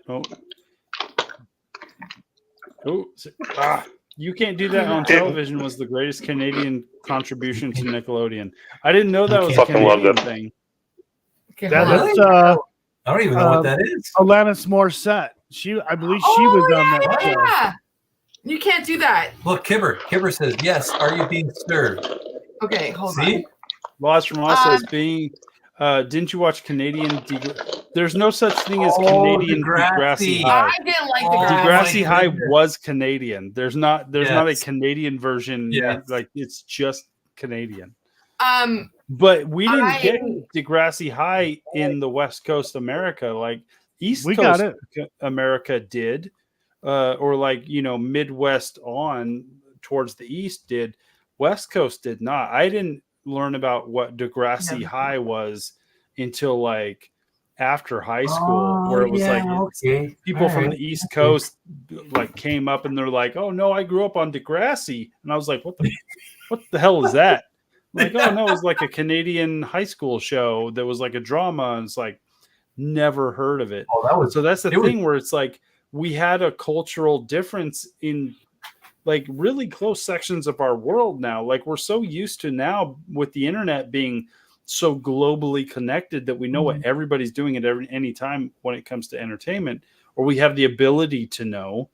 When we were growing up, it was like super sectional. Like we didn't have the same TV shows, and I think that it resulted in a lot of people like our age group being like, when I grew up I had this. Well, when I grew up I had this. Like I didn't have the same things. Like it was pretty crazy. As we now like connect with each other and be like, what did you have? And I'd be, Ron and Cassie are like, oh, I had completely different things from you. Yeah. So, because I lived in Michigan, a lot of the stuff that they would get in Canada, we would definitely. Yeah, right. Get that stuff. Yeah. Like I said, like Benny Hill, that was like, I had like nothing. I'm like, I remember as a kid, my dad watching Benny Hill, and like these topless chicks are jumping off diving boards into a pool, and Benny Hill's like being this pervert, and I'm over here as a kid like, wow. And then my dad's like, whoa, wait a minute, close your eyes. Oh, get out of here. And I'm like, I just already seen. A little too late now. And that was too late. Just let me go, bro. Yeah, just forget it. I know what they look like now. That's pretty cool. Now, but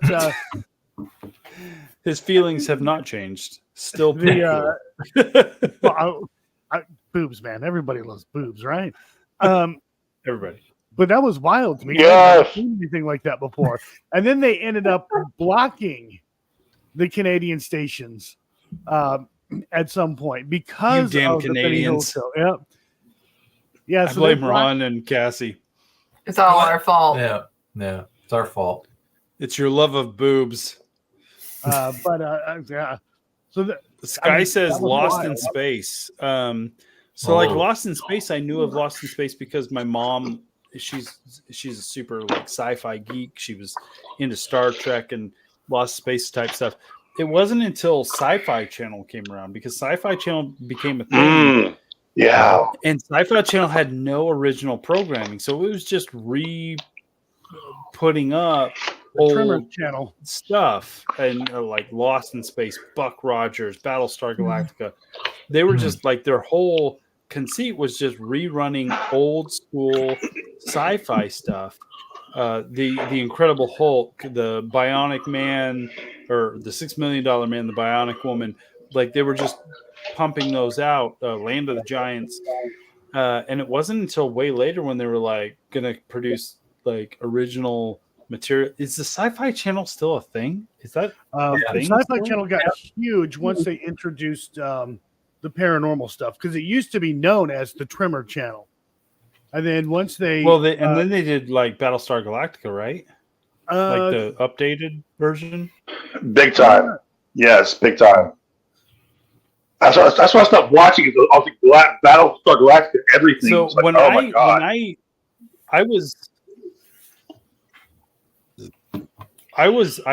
grew up when Sci-Fi Channel started, so all they had was like, we have old sci-fi stuff to show you, and then it was like, we're going to create our own original content. But that was like when I started getting cable. Like I was allowed to get cable at my house and stuff, and instead of like the two channels. But it was like, that's what I grew up on, is that old sci-fi stuff like Lost in Space, Buck Rogers, old school Battlestar Galactica, old school Planet of the Apes, because Planet of the Apes had a TV show after like the third Planet of the Apes movie was super popular. Like it was just a different world back then. Like it really just like stops me in my tracks when I think about like how TV was when I was a kid versus what my kids are watching as TV, which is like all streaming services. They are all streaming YouTube, services. Netflix. And YouTube. Like that's it. YouTube and streaming services. Yeah. Which is so different from us because again, like we had these avenues, but they were very regulated by region. That's why like Cassie, Ron, and Joe had so much different bringing up than TV bringing up than I did, and Crow, because even in the single country for like me and Joe, we lived in the same country. Me, Joe, and Crow all lived in America, but because I was on one coast and they were on the other, or even like middle of the way. Yeah. We saw different TV on the same channel. Like it was just that's the way it went. And that really affected the way we grew up and developed because I was watching one thing and they were all watching another thing. Yeah. And honestly, it wasn't even just like because we were on different coasts type thing. It was because like different economic regions. Like I was living in a trailer park in the middle of the mountains and I got certain TV and they got different TV. Like we didn't live in a world that had the internet. The internet really was like a leveling factor in terms of like the entertainment and information we all received. Right. Yeah. Because it was very much regional. We got regional information depending on what our economic status was. Like that's it. You know what's crazy is I remember watching MTV. I lived in a trailer park in rural Mississippi, and I had MTV. I don't know fucking how we did. Wow. I didn't get no MTV until I was 20. I was watching it literally when it first, like back in, as far as I can remember, 83 or some shit. When I was into MTV, it was when Road Rules, Real World stuff was like peaked. Oh man! So peaking. I remember like before even like it was like fading, and they were like, we need to combine the two to Road Rules, Real World Challenge.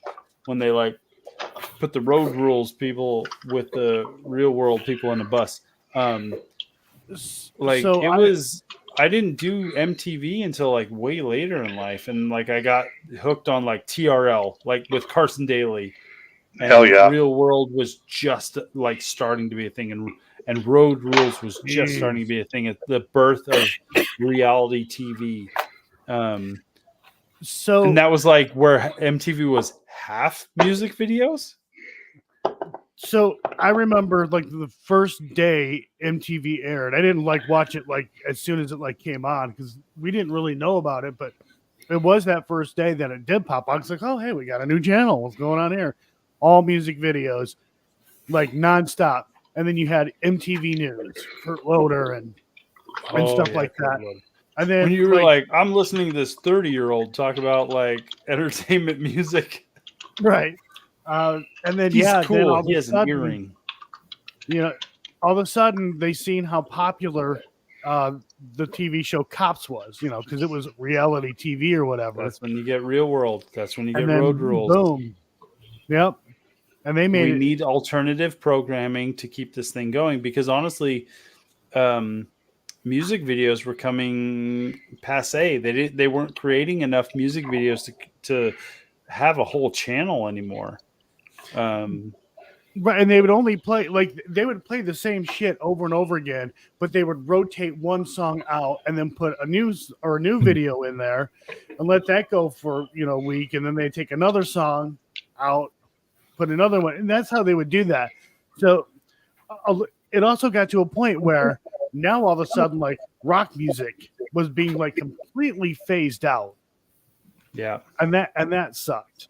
And then it just went reality TV and everything else. Now all your music videos are like on YouTube or elsewhere. And hell, they were like back then too. With the music videos, they're like, oh my god, this band spent like millions of dollars to make this music video for a 3-minute song. that people would not care about on MTV because the internet existed. YouTube existed at that point. And so like you didn't need to sit and watch MTV for 4 hours to be like, oh, now I finally get to see Beyonce's new music video that everybody's talking about. I can just look it up on YouTube and watch it 17 times and be good.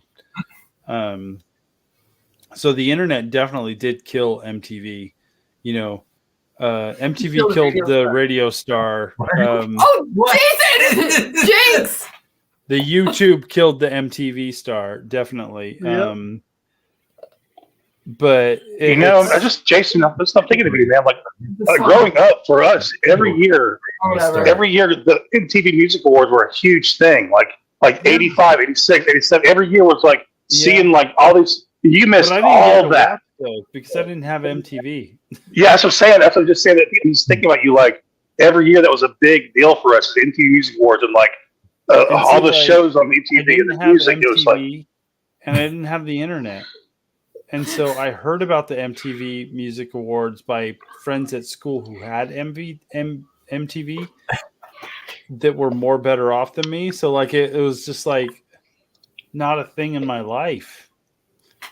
Do you ever go back and watch like the old school MTV stuff? No, I didn't care about it.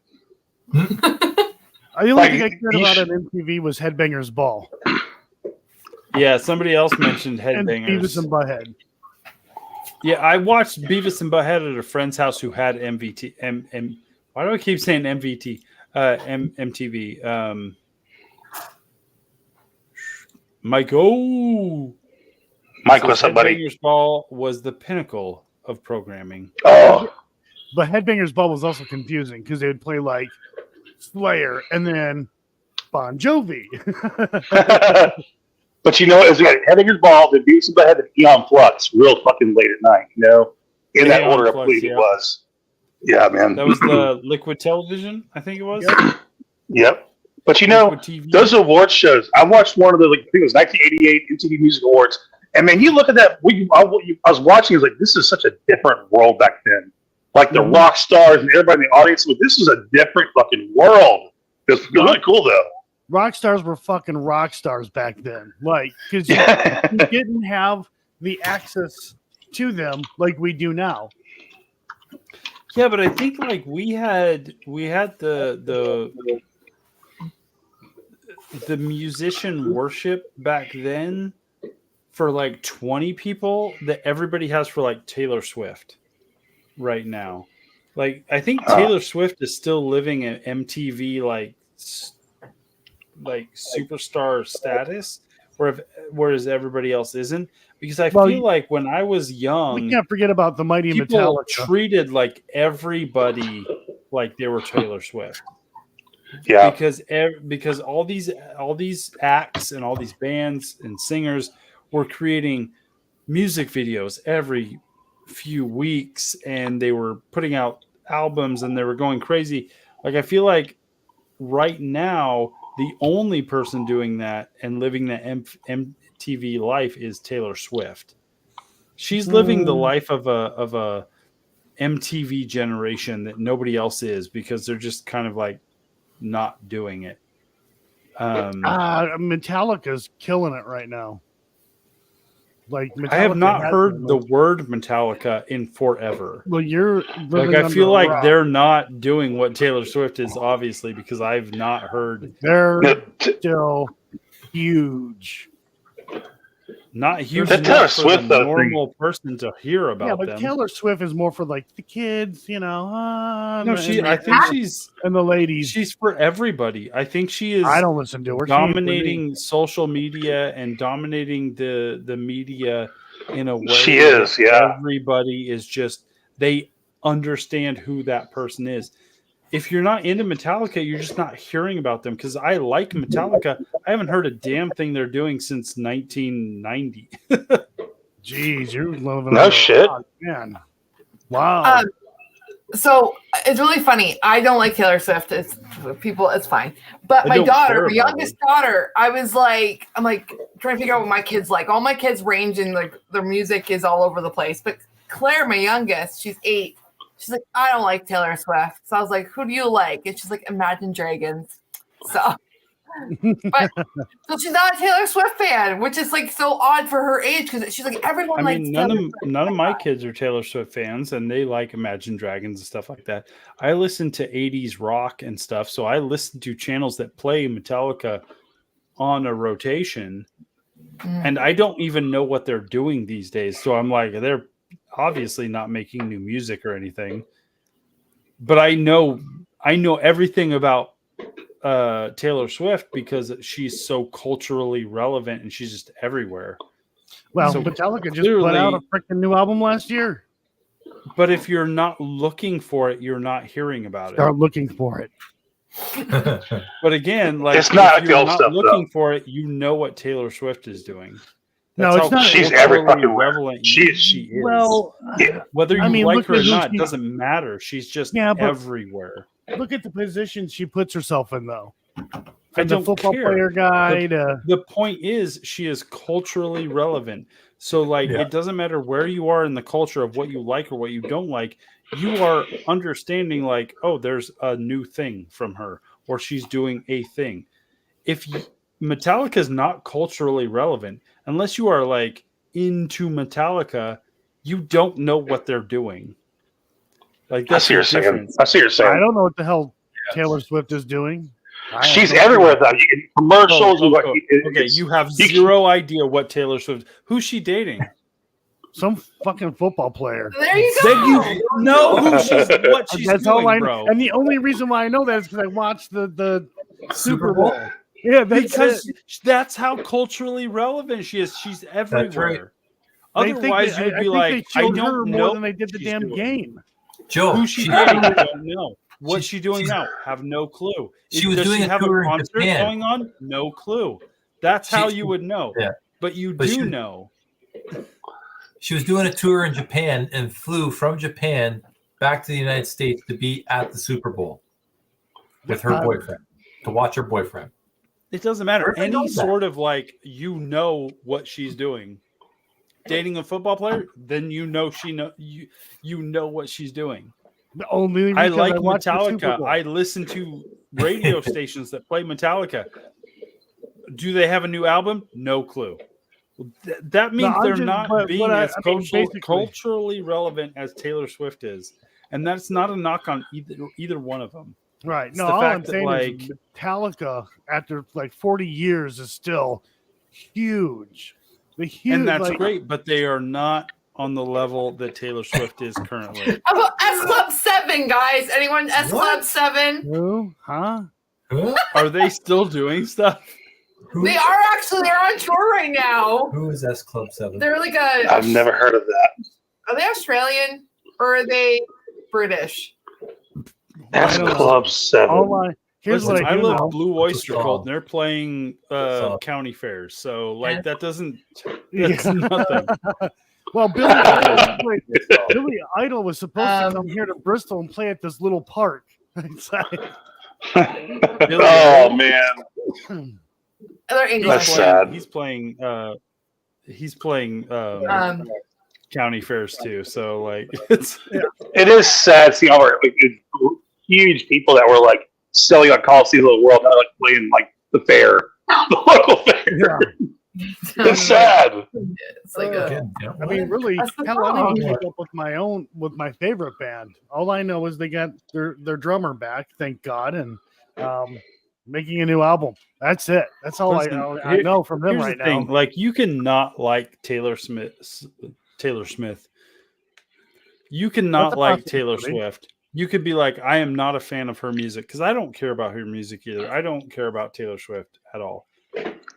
But when you want to like try and be like, well, I don't care about them, so they're just not as important to music history, or they are not Oh, I didn't say culturally relevant, like that's just wrong. They are a culturally relevant person, and even if you like Metallica, they're just not as culturally relevant as Taylor that. Swift I like is old now. school Metallica, not the new. Couldn't tell you. The last time I Yeah. cared about Metallica was like 80s. 90s. Yeah. Like in the 90s when half the band cut their hair. I don't care. I like their music, but I'm not really but honestly, like for me, this whole discussion lies upon like me saying like I've never been a huge music fan, so I'm not the like music fanboy. I'm a movie fanboy. So like I thought you were the lowest common denominator when it comes to like what I can tell you about music. I'm gonna kind of like lean on Joe and Crow for like this is when they were the most popular, but I can speak to you from like a I don't know anything music person. I thought you were big into music. Metallica was ever no, I have not been. No, movies, bro. If they haven't been on a soundtrack, I don't really care. Didn't you like Hall & Oates? Were you big fans of Hall & Oates or something like that? Couldn't tell you one song Hall & Oates. I'm thinking somebody else then. Oh, wasn't me. I'm pretty musically. I mean, I'm not super musically inclined, but the Spice Girls, guys. Music is my love language. Yeah, they sang a song once, right? They even made a movie. Yeah, that was a teeny bopper. Yeah, band.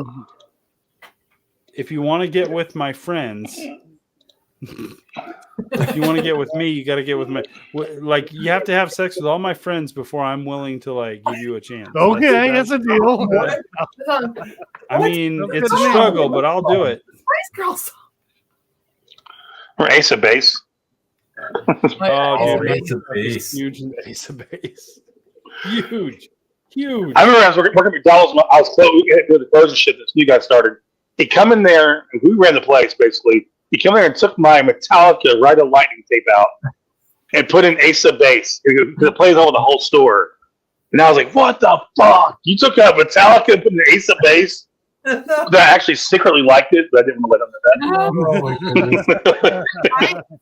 Everyone was Backstreet Boys when I was like, because I'm going to be 40 this year. New Kids on the Block. Hold on. What? Backstreet New kids. I was too young for New Kids on the Block, but everyone loved Backstreet Boys, but I didn't. I like Hanson because Hanson could play instruments. Oh God! I don't care about any of them. You gotta listen. They just did a song with from Shine Down. There you go. Oh, really? Yeah. Wow. My son had a crush on the Spice Girls. Faith says, if you want to be my lover, you got to get with my friends, Jason. Absolutely. I'll get with all your friends before I get to you. That's what they're saying. I'm gonna find. I was at Metallica's last tour, and they were the last band I saw before my accident. Now I have to say, it's just not the same. It's always the Barry. So are you saying like they rock so hard that like I don't want to sit for Metallica. I have to stand and just rock out for them. Is that what you're saying? Fran says, who wrote that? Kibber, that song is about swingers. Laws says, Wham. Wake me up before you go. Oh, I love Wham. Listen, that song comes on my radio constantly. I'm pretty sure the radio station I listen to currently has like 30 songs on a CD, and they just hit repeat and go. And that is one of them. Kind of like the satellite channel Turbo, where it's like the same, like maybe 20 songs all day for like a year. Yeah. Yep. Man. Turbo? The 80s. Yeah. That's great music. Crow, I just sent you the Hanson song with the guy from Shinedown. Okay, cool. Yeah, I love that. It's my music. Listen it's to actually it, know it, memorize it. But... Shinedown's from Jacksonville. I actually knew the guitar player. Sorry. Oh, really? Huh. Yeah, I think I told you before, the Shinedown, the original guitar player of Shinedown, I knew him before he was in Shinedown. He was a singer of a local band here. Oh, and cool. we went to a party. I met Fred Durst that night. And then we all got fucked up. Yes, I met Fred Durst. And then I'm all about the Fred Durst, bro. Dude, it was. I love Fred. Listen, that night, y'all fucked up. Everybody fucking passed out except for me and the guitar player, who's Jason of Shinedown. We stayed up all night and smoked bongs and listened to his. He was showing me Jamaican music for like hours till the sun came up. Monetize me, bro, with your life story. Oh man, I forget that night. That was a cool night. Then we went on. We get Shinedown, and man, that got huge. I remember meeting the guys from Hollywood Undead. That was interesting. Holy crap! I was a big Fred Durst fan back in the day. Oh jeez. I saw Rolling Stones and Rush and hold on, Rolling Stones, Rush, I love me some AC/DC. Limp Bizkit. Can't tell you. Ooh, speaking of Rush, there's a possibility that they may have a drummer, and there's a possibility that they may go on tour with Dream Theater. Ooh. Ooh. Wow. Ooh, Wow. that's a good Did you mix. see that with That's Cassie? a She was perfect like, mix. That's a perfect mix right there. Yeah. Man, Welcome Everett to that. Oh, jeez. Oh, I'm there. I don't care how much the tickets are. I am there. Joe's there. I Well, am there. I saw Rush going on 21 years ago. They're not the same now, though, without their drummer. I know. Yeah, but I mean, there's a possibility too that Mike Portnoy, drummer for Dream Theater, may fill that role. Play. And Mike Portnoy could do it. He could do it. Yeah, for sure he could. But It's not Neil Peart. it's not Neil Peart, still, but no. Mike Portnoy is like one of the greatest drummers alive today. Also, I have to say though, I did not like Rolling Stones in concert. I mean, just saying. No, it probably looked like AC/DC and Rush was way better. I'm sure I'm gonna it go was like see, watching retirement people dancing and playing like instruments. that's Metallica. I do not like Rolling Stones. I I'm was never teasing you a fan. about Metallica, but Anyway. I love Metallica. Like, When I'm mostly just like I'm mostly just teasing our age, Joe. Like No. how It is- far it is- we have come in life, and It is how crazy. different life has become. They're like, it's just weird seeing these like rock stars that we grew up with and listened to, and just seeing Not rock stars. how When how we old grew they are. up, they were rock gods.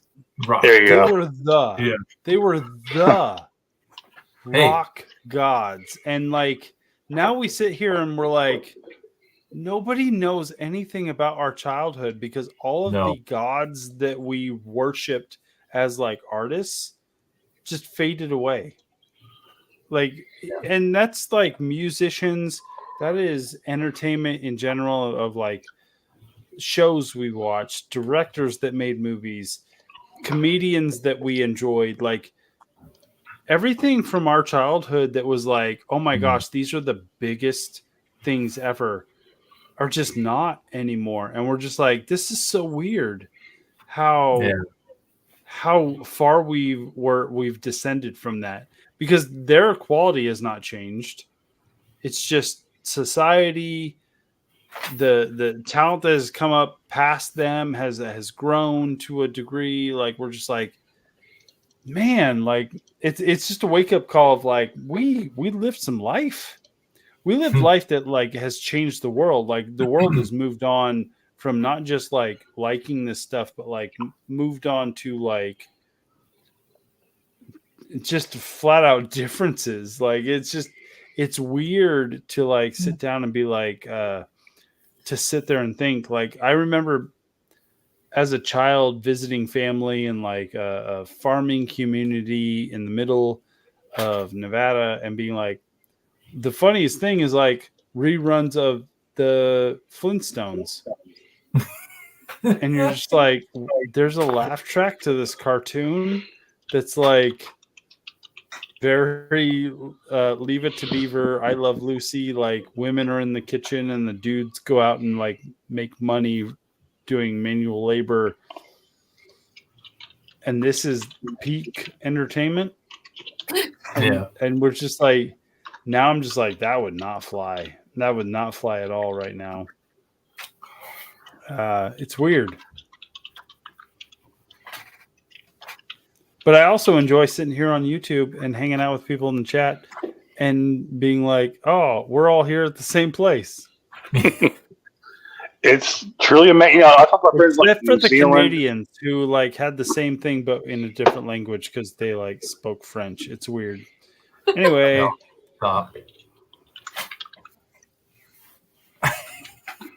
and Crow, you've always been in like the South, right? Like so, like Yeah. Louisiana, like Always in the so South, you had dude. like a totally different type growing up. I was always in the inner city. I guess, I was in the country, but I was in the inner city as well. I lived in the suburbs, and kind of moved around a lot, so kind of experienced it all. But I always had cable. So, like, I'm thankful for that. Cartoons, go the first 3 early cartoons you can think of. Go. Don't think about it. Okay, Smurfs, Snorks, and fucking who else? Damn. Oh, switch that you got it. Saturday morning. Voltron and Yes. Okay, that's awesome. Mask. Yeah. Voltron was Yeah. it for me for a while when I was growing up. Voltron was the shit. Like the Lions, Oh, yes. But the weird thing is, like, again, I told you I only had 2 channels. I experienced Voltron through like VHS tapes at the local video store. So like 8 episodes of Voltron per tape, Voltron. like, or like 4 episodes of Voltron per tape, because it was like 30-minute episodes, so we had enough for 4 episodes per tape. Hell yeah.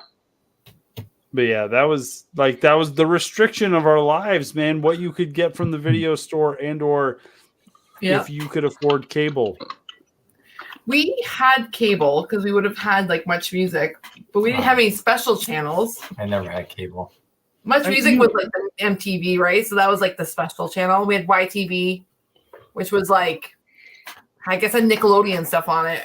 When I was feel older. like our generation, our generation depended more on like if we had better off friends, because our generation, like, I borrowed video games like Nintendo Entertainment's NES games from friends. Swapping like, games. You brought me the gold-plated Legend of Zelda and Double Dragon, so I could borrow it for the night, like, because I can't afford this at all.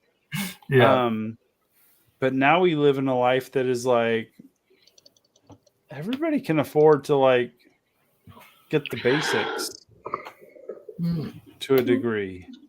Yeah. Maybe not like video games like we did, but like we can all watch everything together for the most part. Can I announce something real quick? Yes. Absolutely.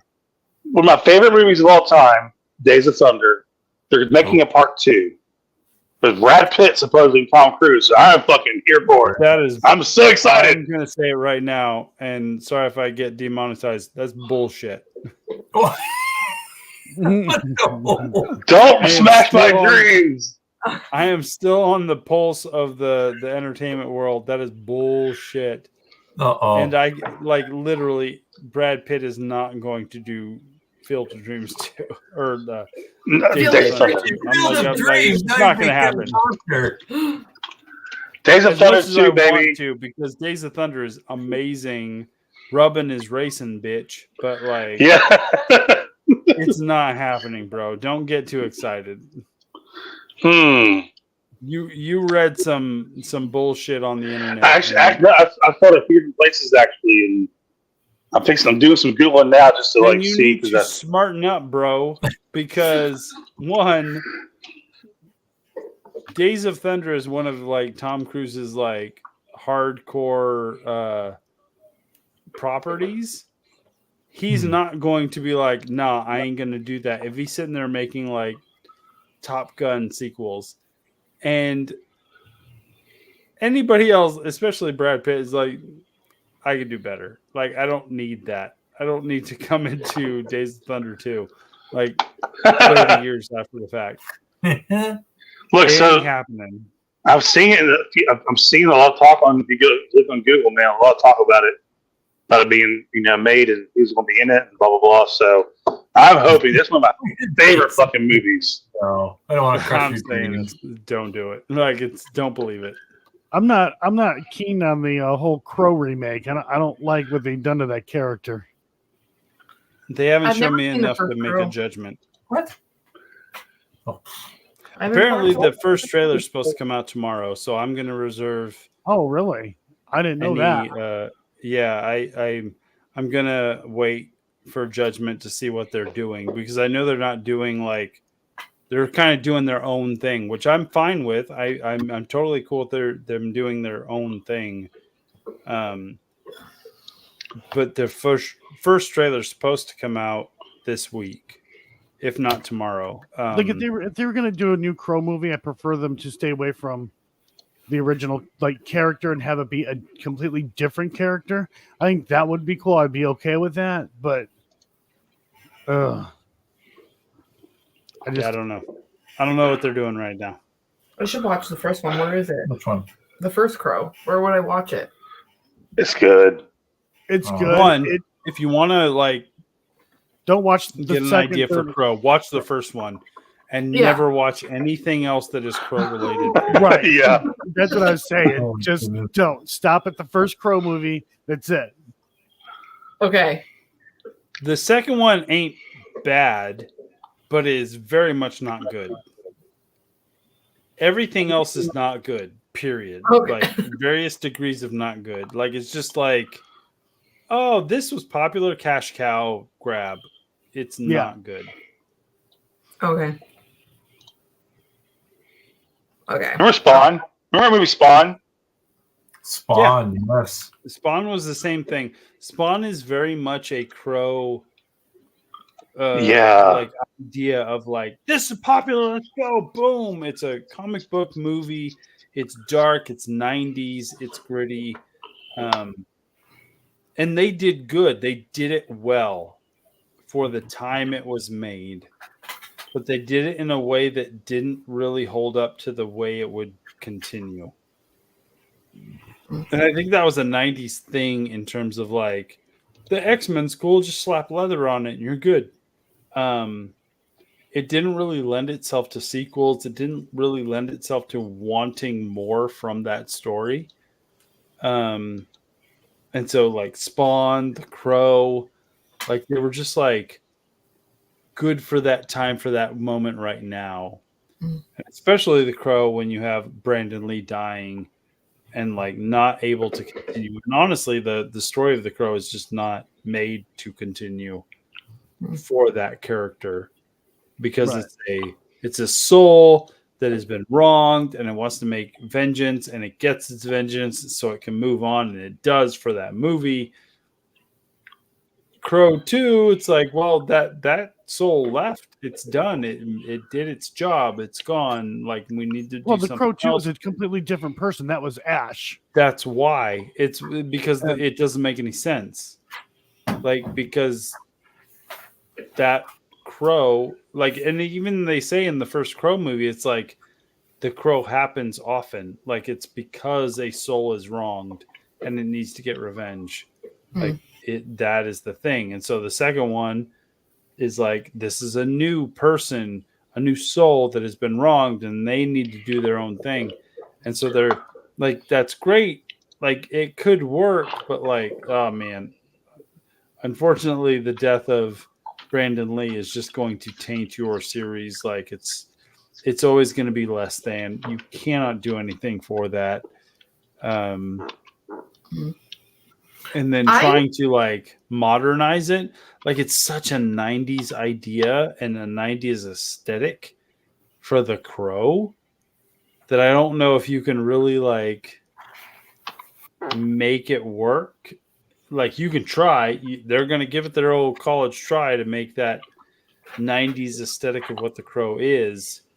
And hopefully we get more Crow, but I don't know if they can pass the barrier of The Crow has a singular mission, and the movie should clarify and end that mission of I was wronged in life and I have to fulfill that thing. At the end, he should be done. That's a one movie thing. Even the comic book is like, and then the next crow comes. What I liked, because it was a movie and then it was also on HBO, I think, Watchmen. Yep, Zack Snyder's Watchmen. Yes, that was good. Yeah, Is that? It was good. Oh, okay. No, it was good. It was good in terms of like he took that property and he made it as faithful to that property as possible. Boom, done. It's over. Like he's done, and that's why they gave him the DC universe, and he made Man of Steel, and like. So there's nothing wrong with Watchmen. It did its thing. It told the story of the comic book. It was done. Yeah.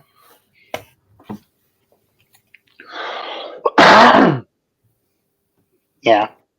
Mm-hmm. Yeah. Calm down.